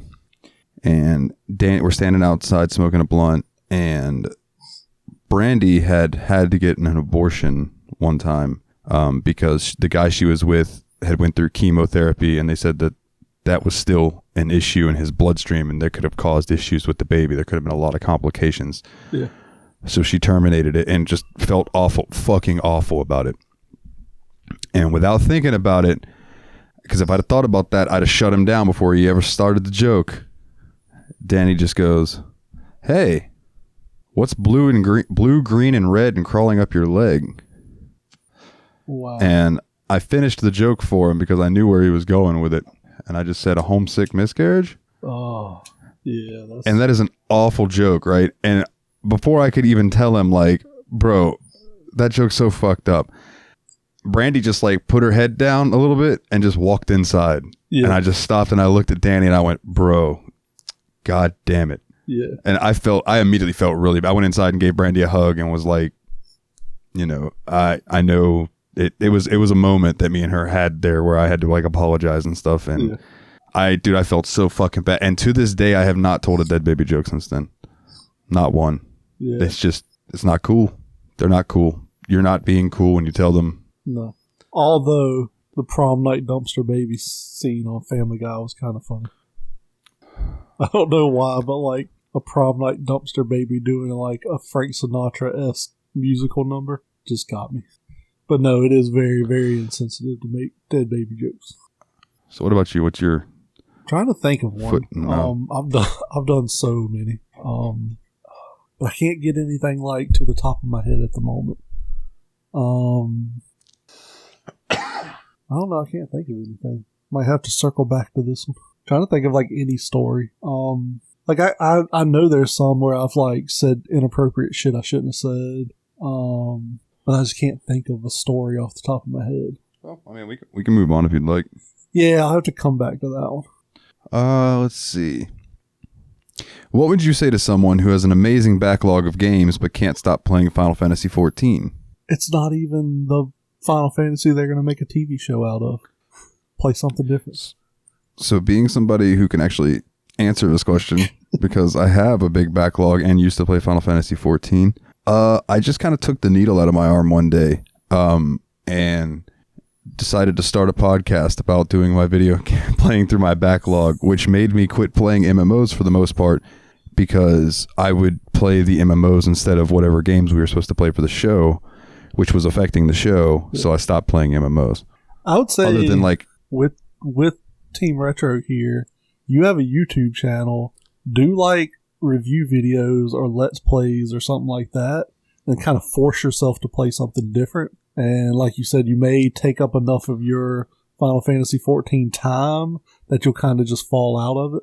Because like, I haven't played Final Fantasy XIV, but I assume it's a general MMO where there's timed shit. Like you can earn something cool, but you got to do this shit within this time period. You know, classic MMO shit to keep you playing it. Not as much as you would think. Okay. But it's not quite as bad as some others. Well, like, I know a lot of MMOs are very FOMO driven. So miss out on something. And you'll realize like, oh shit, I missed out on this. It's not the end of the world. And then you'll be okay with missing out on other shit. And then eventually you'll just be like, fuck this game. Which I mean sucks, because if you're enjoying it, just enjoy it. Like, who cares? Like, your backlog will always be there. Like, if you're enjoying the game, enjoy the game till you don't enjoy it anymore. Really, that's my honest advice about it. Like, just play what you enjoy until you don't enjoy it anymore, and then play something different. I don't disagree. Like, I feel like there's this pressure. Like, if you play one game all the time, I feel like there's this like community pressure that you need to play other stuff. You don't. Like, life sucks. Do what makes you happy. If that's Final Fantasy XIV, play Final Fantasy XIV. Ooh. So, fun fact, I asked this question to Metal Jesus and Friends one time, and they did a whole video about it. Nice. What retro game do you want to see have a complete and total remake? I was talking about this to somebody if they did a complete PS5 level remake of Silent Hill, which I think is coming. They're doing Silent Hill 2. I think they're doing that. I think they're doing Silent Hill 2. So I think we had a big debate about that. Like, why are you doing 2s and not 1s? But there was another one. My go-to is always a 2.5D side-scrolling platformer of Adventure Island and Adventure Island 2. Like, make it modern, like Kirby-style graphics, 2.5D side-scrolling Adventure Island remake. Or just a new Adventure Island That would game. be fire. Like, I fucking love that series. Adventure Island is badass. Yeah. Those games are fun as fuck. Yeah. Or Legend of the River King. That fucking game's awesome. Nate would love Legend of the River King. Oh, I have the PS2 ROM of Legend of the River King, because that's just a fishing RPG, right? Yeah, I like the Game Boy Color version. I should play those with Megan, because me and her are always looking for things to do, and it's usually fishing and games. Yeah. So I'm trying to think. Man, I have a couple answers for this. So, like, my first thought is take Final Fantasy VIII, give it the Final Fantasy VII treatment of expanding it into like 4 games. So that way you could really flesh out the seed and the garden stuff and all of that. Another one that jumps out to me is Metal Gear Solid, the first one, remaking that with now graphics would be fire.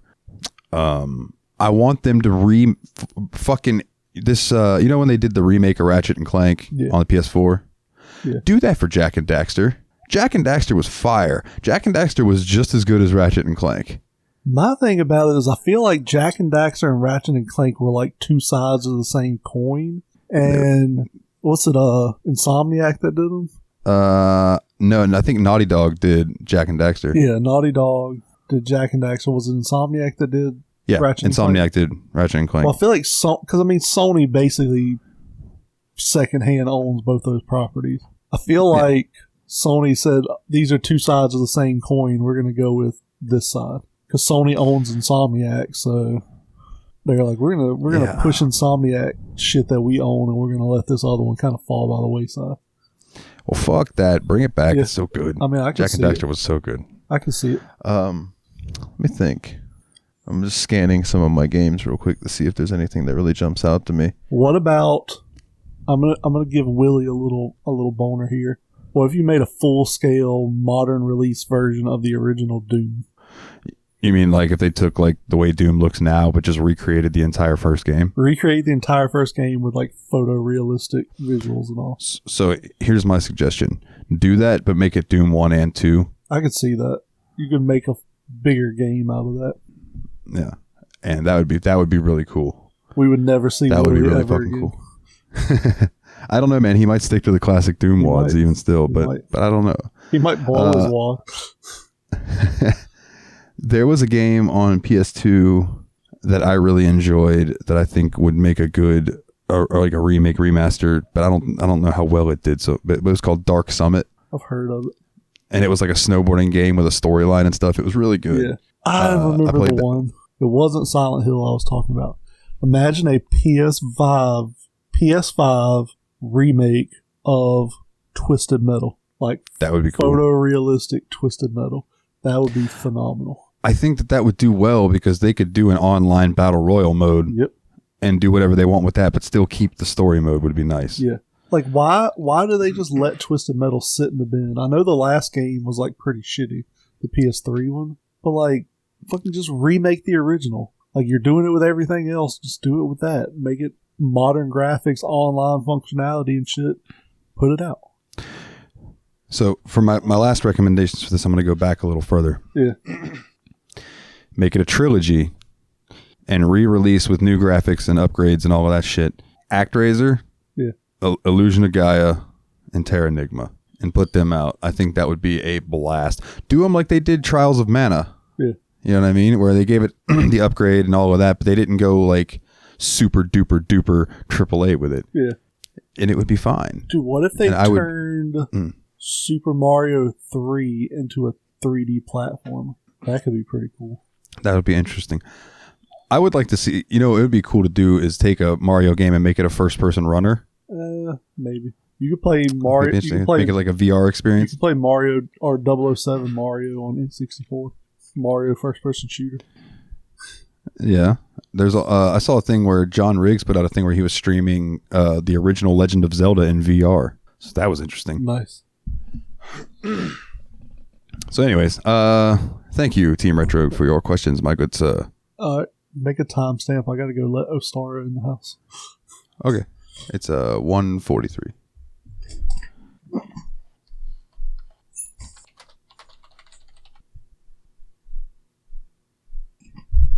And we're back. All right. Then our next question would be, what games are you looking forward to most in 2023? The big one I'm looking forward to is Like a Dragon Ishin. I can't wait for that. Spider-Man 2. Cannot wait for that at all. WrestleQuest? That game looks cool. Awesome. Yeah. Little like the RPG with Macho Man and stuff. Let's see. One Piece Odyssey is coming out. Final Fantasy 16. Let's see. It's definitely going to be rad. I think those are my three. I want to look at a list.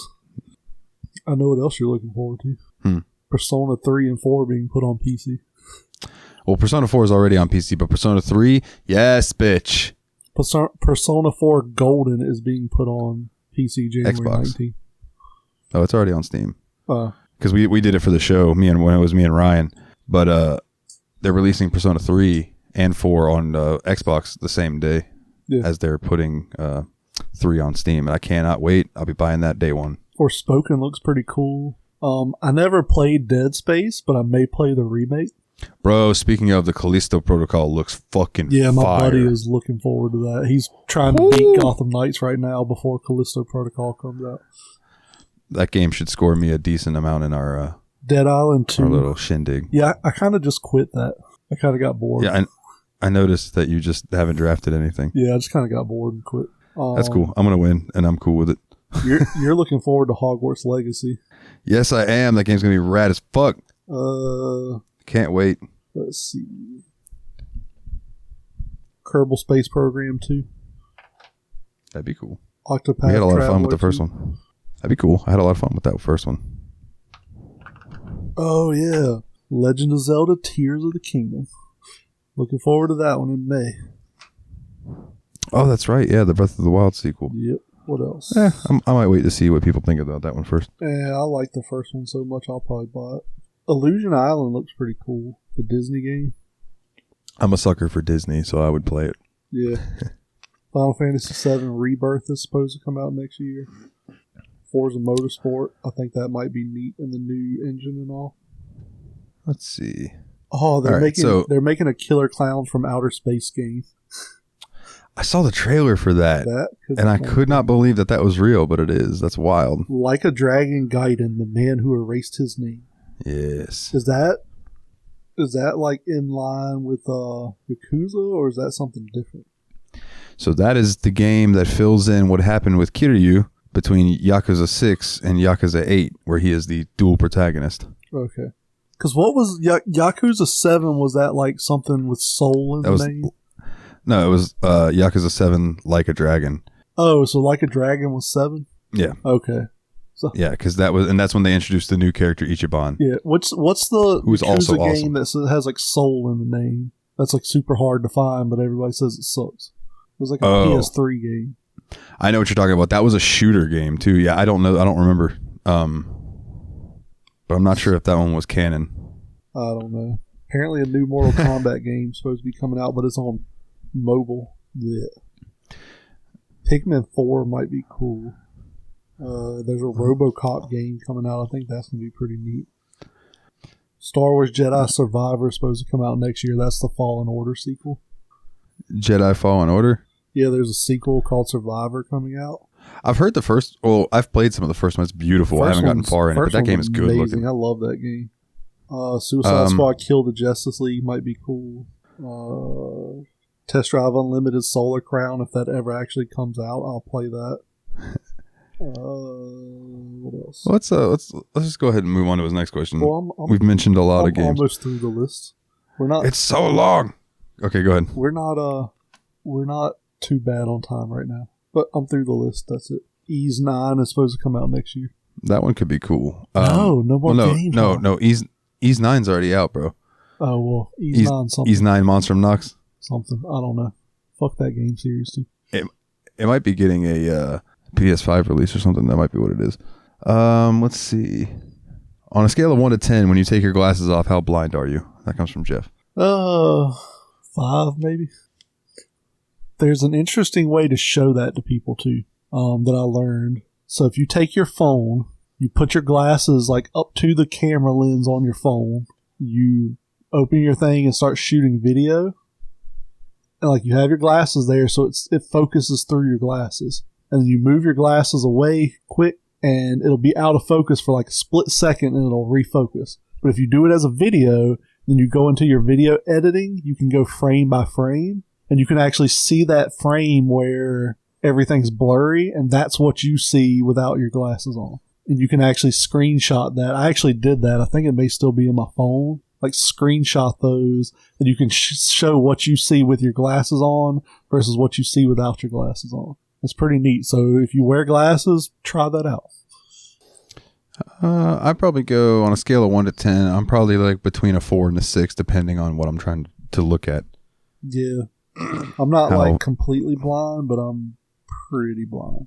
Like, I can see up close to me without my glasses on, but I can't see far distances very well at all. Yeah. At least for reading. Yeah, if I'm like trying Have to you read ever- a book or something, I can see that fine, but I can't see far off. Yeah, same here. Have you ever been to a con before? And if so, which one was it? Oh yeah, I've been to tons of cons. My quick answer is no. Most of the ones I've been to have been around here, and like NC Comic Con, Fayetteville Comic Con. I go to a video game convention called Southeast Game Exchange in South Carolina. I'm actually helping a buddy start running like a biannual convention. I think it's called Raleigh Gaming Geek is what we called it the last time. So yeah, cons are fun. If you haven't been to one, you should definitely check one out. I would like to go to one. I just haven't had the opportunity. There's one next year in Virginia I'm going to try to go to, and it's called the Big Lick Comic Con in Roanoke, Virginia. But Lex Luger and Billy Gunn are going to be there. So, yeah. Oh, yeah, daddy ass. Hell yeah. Thoughts on the movie 10 Things I Hate About You, including the soundtrack from Steph? I have never seen that movie. I've seen it. I don't remember a lot about it. I don't remember the soundtrack. I need to look it up really quick. The movie was okay. Like, it's a decent movie. It's a... Rom-com, right? No, it's not a rom-com. It's your sort of like edgy teenage romance movie where like he's the carefree douchebag and she's the angsty artist type and she falls in love with him but she doesn't want to. And let's see, 10 Things I Hate About You soundtrack. So 1 Week by Bare Naked Ladies, Bad Reputation by Joan Jett, All My Life by Casey and JoJo, Calypso by Spiderbait, Sexy Boy by Air, Come On by Letters to Cleo, Co-Pilot by Letters to Cleo. I don't know if this is the actual soundtrack or not. This is a playlist. There we go. Original motion picture soundtrack. I Want You to Want Me by Letters to Cleo, FNT by Semisonic, I Know by Say Ferris, Your Winter by Sister Hazel, Even Angels Fall by Jessica Riddle, New World by Leroy, Saturday Night by Tagana, Atomic Dog by George Clinton, Daz by Brick, The Weakness of Me by Joan Armatrading, War by the Cardigans, Wings of a Dove by Madness, Cruel to Be Kind by Letters to Cleo, and One More Thing by Richard Gibbs. So, a decent soundtrack, very of the time that it came out. Yeah. I remember the movie being decent. Like, a lot of people get mad because I don't think Heath Ledger was this once in a generation talent a lot of people like to claim he was. I think he was a talented actor, but I don't think he was like the do all end all. Like, his Joker performance was good, but I feel like it was capitalized by his tragic death, Yeah. So I don't know. I can see that. I get hate for that sometimes, but like I think like he was a good actor. I don't take anything away from him, but I don't think he was the do all end all that some people think he was. He was good though. He was great in Monsters Ball. Dude, there's a movie I'm thinking of. I gotta try to Google it. Jennifer Aniston was in it, and Along Came Polly? no, she was with this guy, and she cheated on him, and her like husband's brother saw her cheat, and he was like, "I'm gonna tell him unless you have sex with me too." But I can't fucking remember what it was. Have you seen that movie? She worked at like a grocery store or some shit. What the fuck was that movie? I'm gonna see if I can find it. She's been in so much shit. While you're looking that up, I think we can quickly answer the next question. Yeah, go for it. Have you ever watched the anime Romeo and Juliet? No, I have not.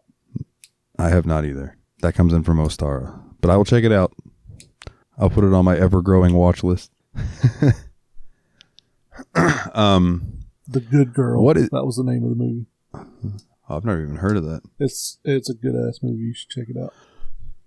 Jennifer Aniston, John C. Reilly, Jake Gyllenhaal, like pretty good cast. 20-year-old movie. Fucking, I'm getting old, man.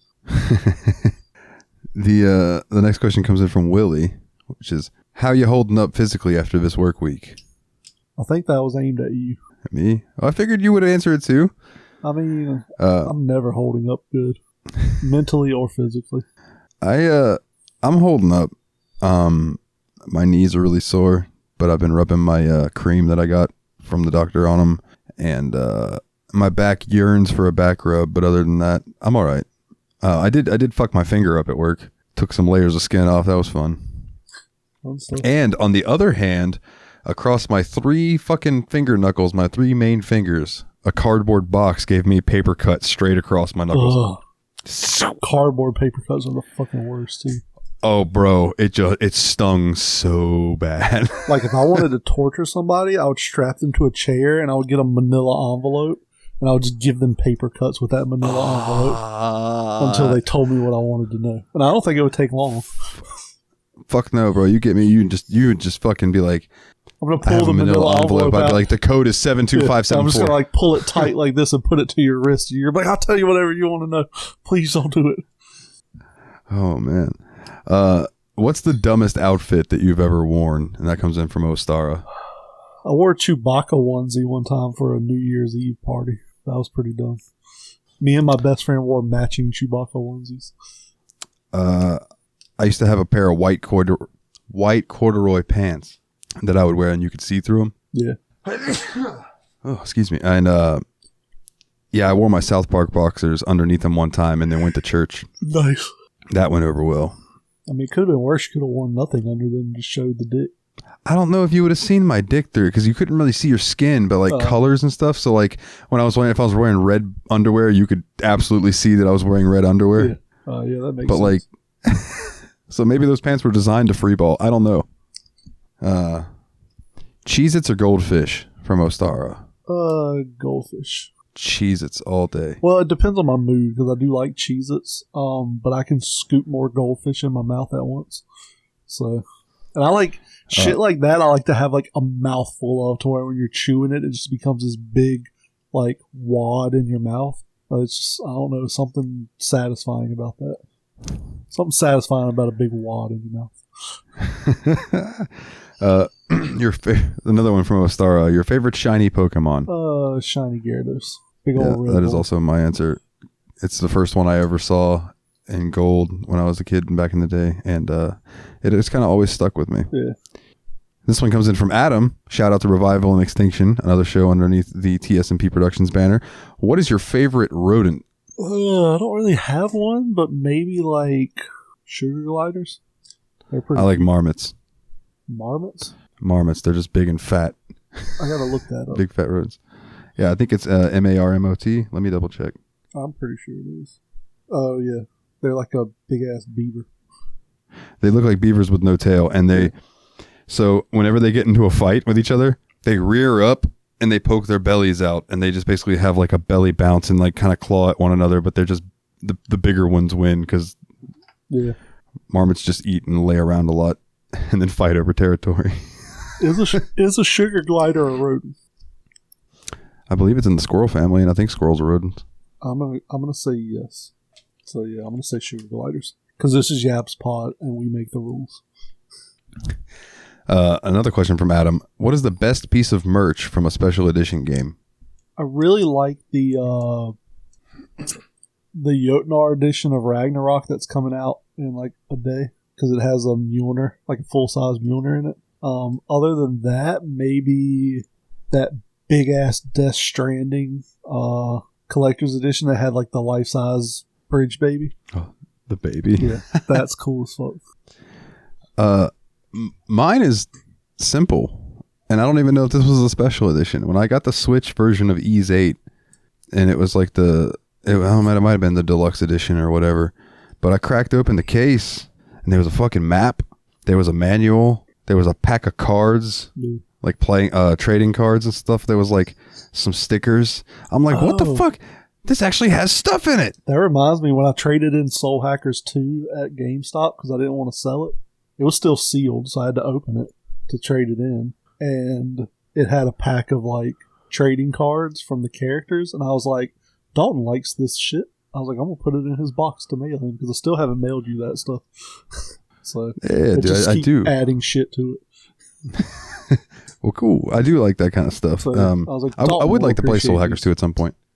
Because I know it's like in the Shin Megami Tensei, like, universe or whatever. And they're cool. They're, like, plastic, like see-through. It's like the background's clear and it's got the character painted in it. They're pretty cool looking. I just don't care anything about them. And GameStop throws stuff like that away when you trade games in. If there's any code sheets or anything in it, they throw it away. So I was like, that's so sad. I'm going to take them out and send them to Dalton.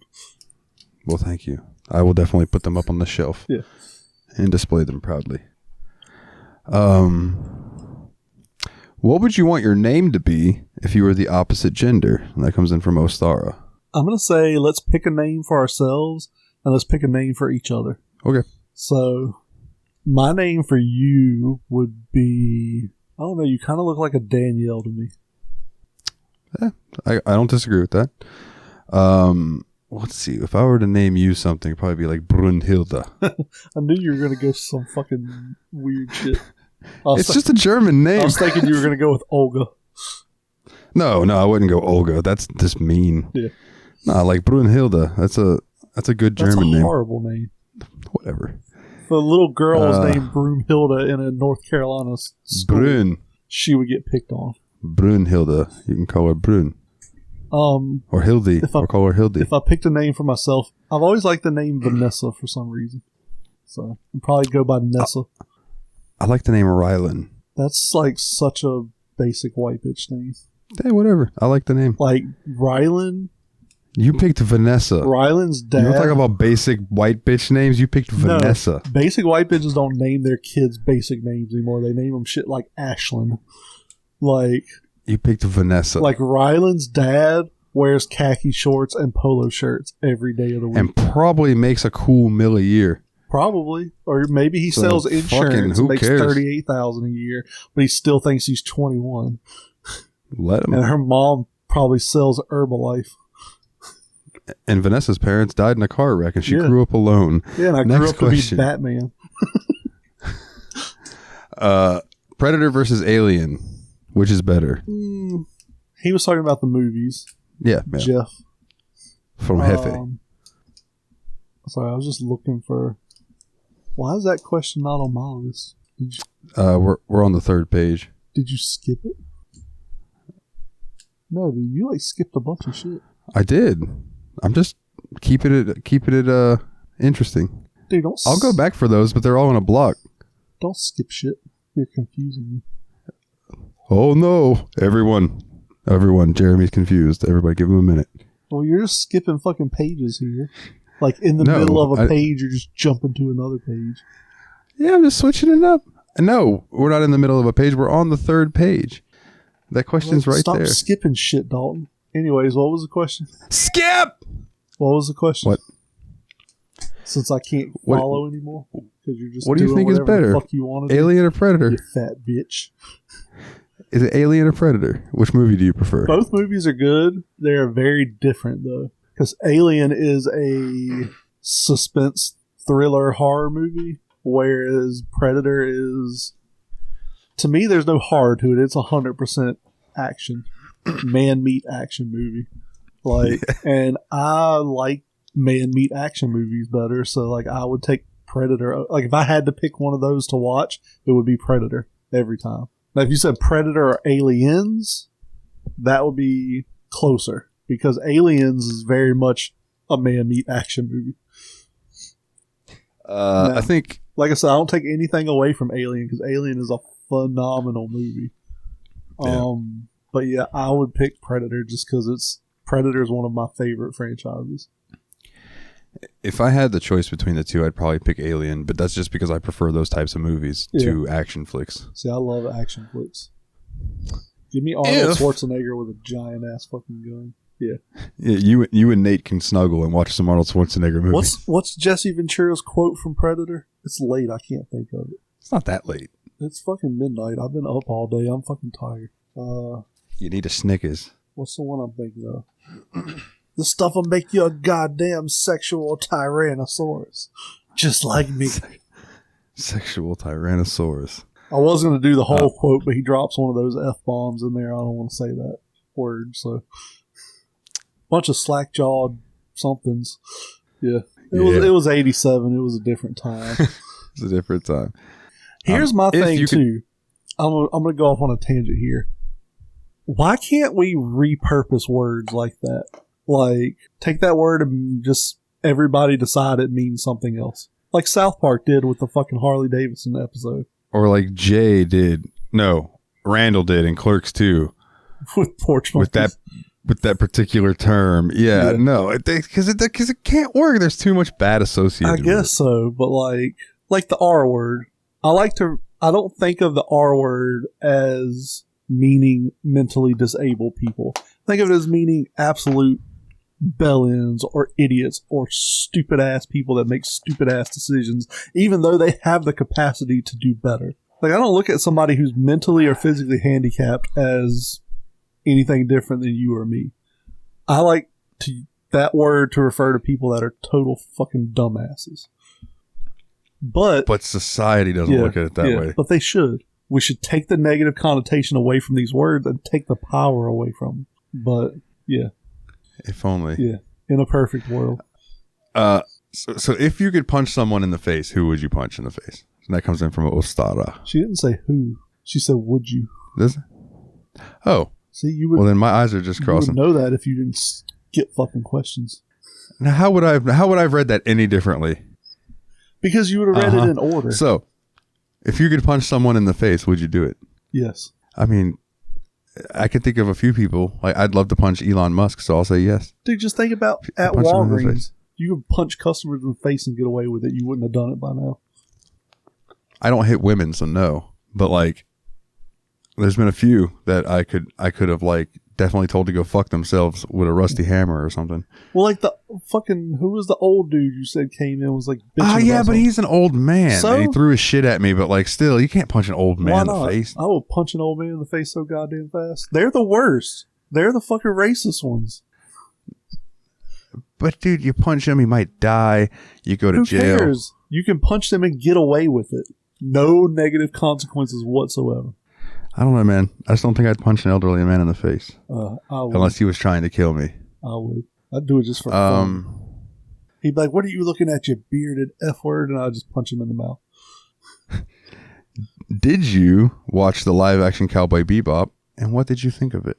No, I did not. And I have not watched the anime Cowboy Bebop either. So I used to watch Cowboy Bebop on Toonami. I don't remember a ton of it, but no, I have not seen the live action. You know who did watch the live action and surprised the shit out of me was my dad. And he enjoyed it, Jeff. So there you go. So I have a negative connotation with Cowboy Bebop. This girl I dated named Chelsea loved that anime like it was her favorite anime. And I had never watched it. So she was like, you gotta watch it, you gotta watch it, you gotta watch it. So she puts it on, and as the like intro is playing, I like start playing on my phone or something, right? I'm fucking ADHD or whatever. I can't just focus on one thing. It's really hard. She got so fucking pissed off that I wasn't giving like 100% of my focus to Cowboy Bebop. So she turned it off and walked out of the room. So like, yeah, that's what I associate Cowboy Bebop with. So I don't really. Then she got even more pissed off because I fucking love Space Dandy. She was like, this is just a fucking low rent Cowboy Bebop. I was like, I don't know. It's good to me. Like, she got so pissed off because I hadn't watched Cowboy Bebop, but I watched Space Dandy. I was like, I tried to watch Cowboy Bebop. You didn't even get through the goddamn intro before you shut the TV off and stormed out of the room like a psychopath. They're both good shows. I don't know what to say. Yeah. I don't know. Yeah, I mean, I'll probably watch it, but like, I just have this negative connotation around it because of her. No, I get you. That's how I am with, I mean, I already had negative connotations about Rick and Morty, but now I especially do after my ex, so I understand. Yeah. Thoughts on Chainsaw Man, if you've seen it so far? I have watched the first 2 episodes of Chainsaw Man, because that's all that's come out of the English dub, and I don't like trying to read subtitles while I'm watching shit like that because I feel like I miss a lot of it. So I watched the first 2 episodes. It's pretty fucking good. I like it. It's not quite as like gory as I was expecting, but it's pretty good. I like it. So I'm excited for more episodes to come out. I think there's only like 4 episodes of the Japanese audio. So I'm guessing the English is coming out like a couple weeks behind. I haven't watched any of it. It's on, dude, I have a long watch list of anime, so it's got, I'll wait till some more reviews come in before I bump it up the list. Just wait until the full season's out and then just binge watch it.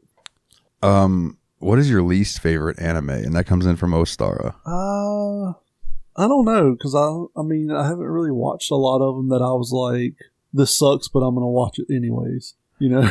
Yeah, I can't think of one either. Like, because if I watch like an episode of it and I don't like it, I just turn it off. There were parts of Naruto that bored the shit out of me, but I mean, that was just because I think they were just filler episodes. But well, like Dragon Ball Z, like it's way too drawn out, but it's not a bad anime. I like it. I just wish they would have compressed the shit out of it. Like even Dragon Ball Z Kai, which is the bridged version of it, is still too goddamn long. They should have cut that in half. And just like with Naruto, it's like I didn't enjoy them any less. Like I still liked the episodes. It's just like I didn't really like them because it's like they're kind of boring. They're just filler. Yeah. But at the same time, I try to always tell myself that the filler episodes are there to build character story. You know, they're there to make you have more connections to the characters. Anyway, what is your favorite collectathon game? Pokemon. I think that mine is Jack and Daxter, like we talked about earlier. Mine is Pokemon, hands down. Although I do like the collectathon shit in the Yakuza games too. Like in Yakuza Kiwami, collecting the coin locker keys and the Misu King cards, which we'll talk about tomorrow. Misu King is a fucking weird ass thing. I haven't. I only just found one card earlier by accident, so now I'm on the hunt for them. I kind of cheated because you can put these radars in your inventory that like make sound when you come by keys and cards. So I just put both of those on, and so I'll just be running down the street and hear same. Bing, bing. Yeah, it helps to listen out for those. Oh, yeah. Like it does. What's your favorite drinking game? I really like the Game of Thrones drinking game where it's like you try to guess stuff about the other person. If you're right, they drink. If you're wrong, you drink. I think that's a pretty cool game. Let's see. I like Never Have I Ever. That's always fun. And beer pong is a blast. Beer pong's pretty fun. Never Have I Ever is pretty fun. That was another game we used to play that I can't remember. Probably because I drank so much booze at the time. But it was Ring of Fire. I don't think I played that. Each card has a different meaning. I don't know. So like say somebody would draw an 8, and then somebody else would draw an 8. Yeah. And this is just random. This was different house rules for different people. But like, so now those people were linked, and the first person who drew the 8, anytime they would sip their drink, the other person had to drink, and they had to drink as long as the other person. So you could sit there and just be sipping that motherfucker down. And if you killed your entire drink, they had to kill their entire drink. My thing about that, though, like is you can put the drink to your mouth and just keep your lips closed, and it looks like you're drinking, but you're not. No. I get that. But I mean, it was basically judged on like they had to hold it, and they could do the same thing. But if you sat there and went gulp and down to that motherfucker and then set your cup down and it was empty, they then had to finish their drink. Okay. Like you had to give proof. You know what I mean? Yeah. Like I don't know. And it was kind of also like a trust system thing. Truth or Dare was always a fun drinking game. See a lot of titties playing that. That could be fun. A lot of video games have different town songs. Is there a better one than the Tristram theme in Diablo from Jeff? I don't remember that. My answer is yes, because Trails in the Sky is the thing, and the town music in Trails in the Sky is fucking beautiful. I like the town music in Pokemon. Or Zelda games have good town music. Yeah, I agree. Zelda does have good town music. If you could smoke a bowl / have a drink with anyone in history, who would it be and why? I think we did this one before, too. I believe so. My answer was Anthony Bourdain. This was Kana. So, being in history means they need to be dead, right? Yeah. John Witherspoon. I met him. He was a really cool guy. I think it'd be fun to sit down and, like, have a drink with him. Yeah. And like I said, I'd like to smoke a bowl with Anthony Bourdain. Just pick his brain about traveling the world and how it's been seeing all these places. This one's from Adam. What is your game of the year prediction 2022? I have 2 easy answers for this. It's either going to be Elden Ring or it's going to be God of War Ragnarok. And there are no other competitors. I agree. I hope it's God of War Ragnarok because I hate Elden Ring, but I think it may be God of War because Jeremy hates it. I think it may be God of War because if you think about it, usually the games released later in the year are fresher in the voters' minds. They kind of get preferential treatment. Plus, God of War is a tentpole game for Sony. So maybe, but I don't know. People do love sucking From Software's dick, so It's going to be one of those two. yeah, it's going to be one of those. I don't think anything else stands a chance. Maybe Plague Tale Requiem, but I think that game is I still don't think so. not at the level of the other two. No, I don't think it even stands a chance. It may be nominated, but like any other. Everyone else is fighting for third place because those are No, I those are completely first agree. and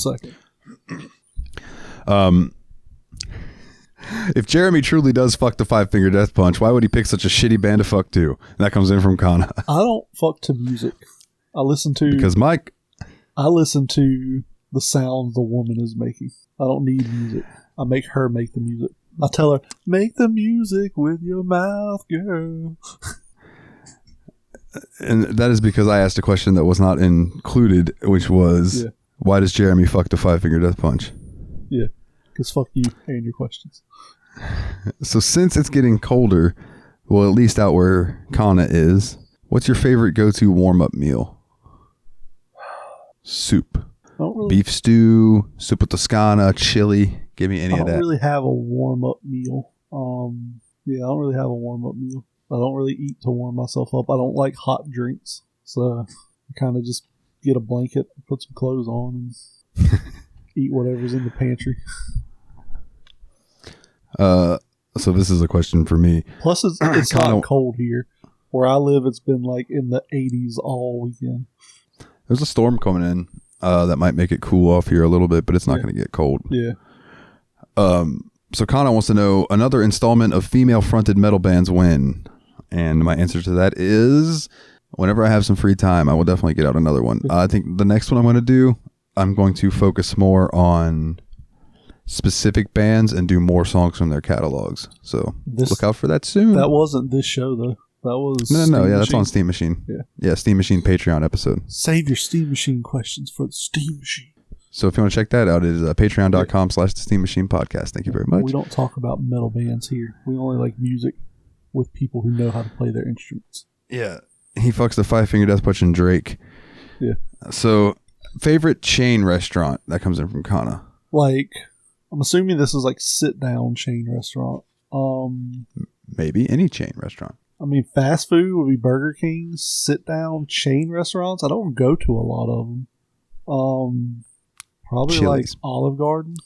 Like, Or Applebee's. probably Olive Garden, but I don't go to a lot of like sit-down chain restaurants because I love pasta. From Adam, best mathematical formula. I don't know. E equals MC squared. E equals MC hammered. I always liked A squared plus B squared equals C squared. That was always kind of cool. Finding next the one from area of a Fenris. triangle. Also, my contribution for the week. If your dick made a noise every time it got hard, what would the noise be? And that comes from Fenris. And I have two answers for this. I want mine to be the sound of when you let go of a rubber chicken. And it goes. So, my two answers for this are, first and foremost, a slide whistle. Right? Or the Final Fantasy level up sound. So like as your dick's getting hard, just and then you're ready to go. Or maybe mine be the Thundercats chant. Thunder, thunder, thunder. Oh, Thundercats. Oh! Thundercats. Oh. Eye of Honduras, give me sight beyond sight. Lionel, what are you doing? Snurf, snurf. Oh, that's another Family Guy reference. What is the best noise that just sends chills through your spine? And that comes from Jeff.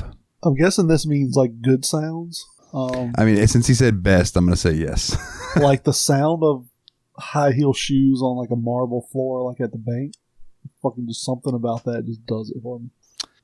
There is a specific little whimper that I cannot get enough of, and I'll leave it at that. And it's just every time I hear it, it gives me goosebumps. I'm just like, I was gonna say the sound of a woman having a quiet orgasm, where it's just sort of like, like yeah, that shit fucking turns me on every time.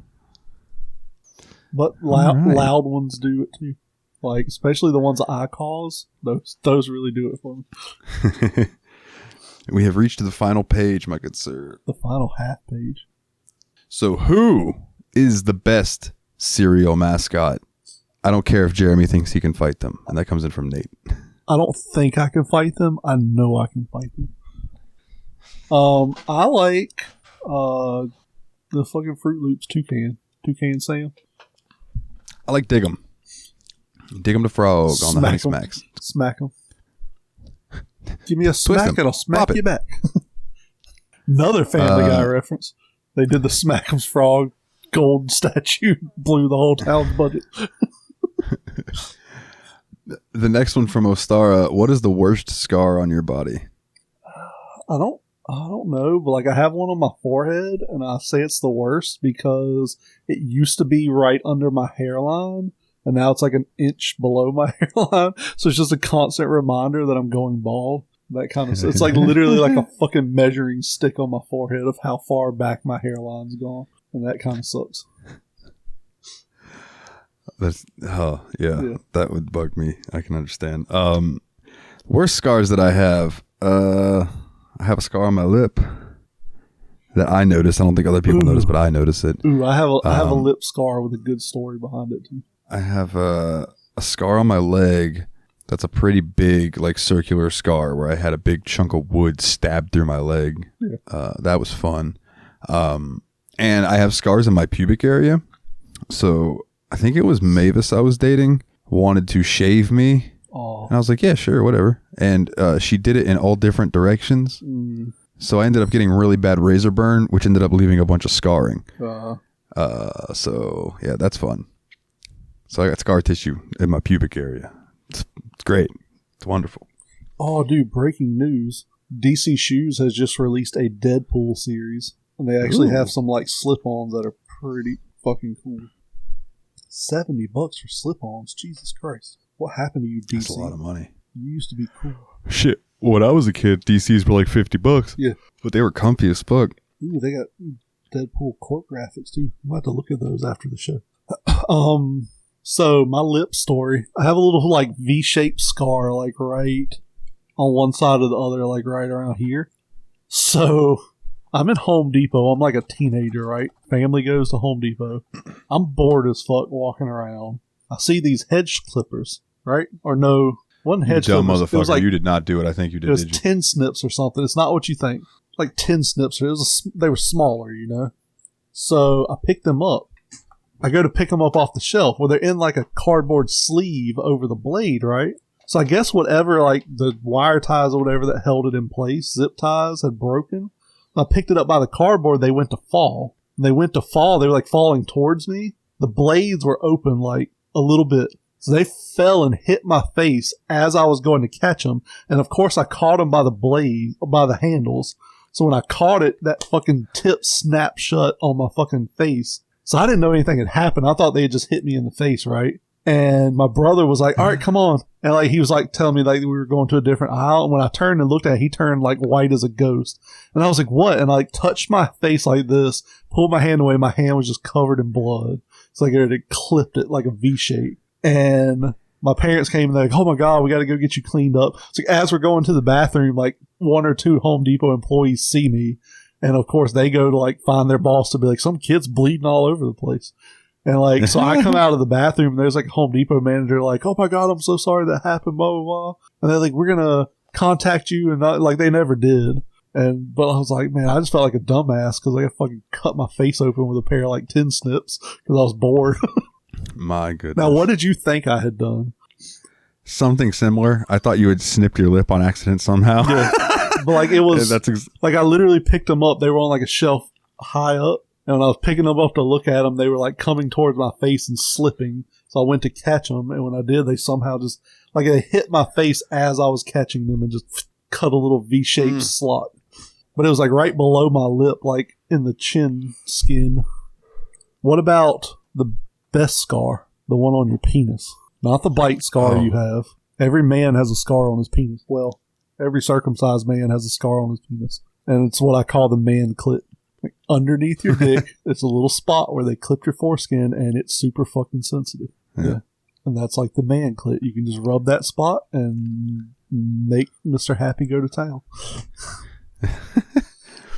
So this next question comes in from Megan.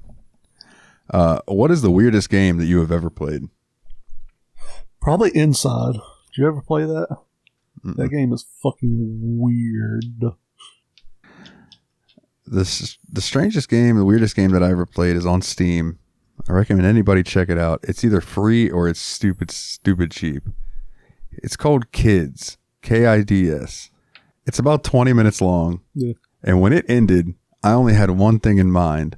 And that one thing was, what the fuck did I just play? Yeah. Like, there's no context. You have no clue what the fuck is going on. But something is definitely happening. Yeah. I don't know how to explain it. Like, it's wild.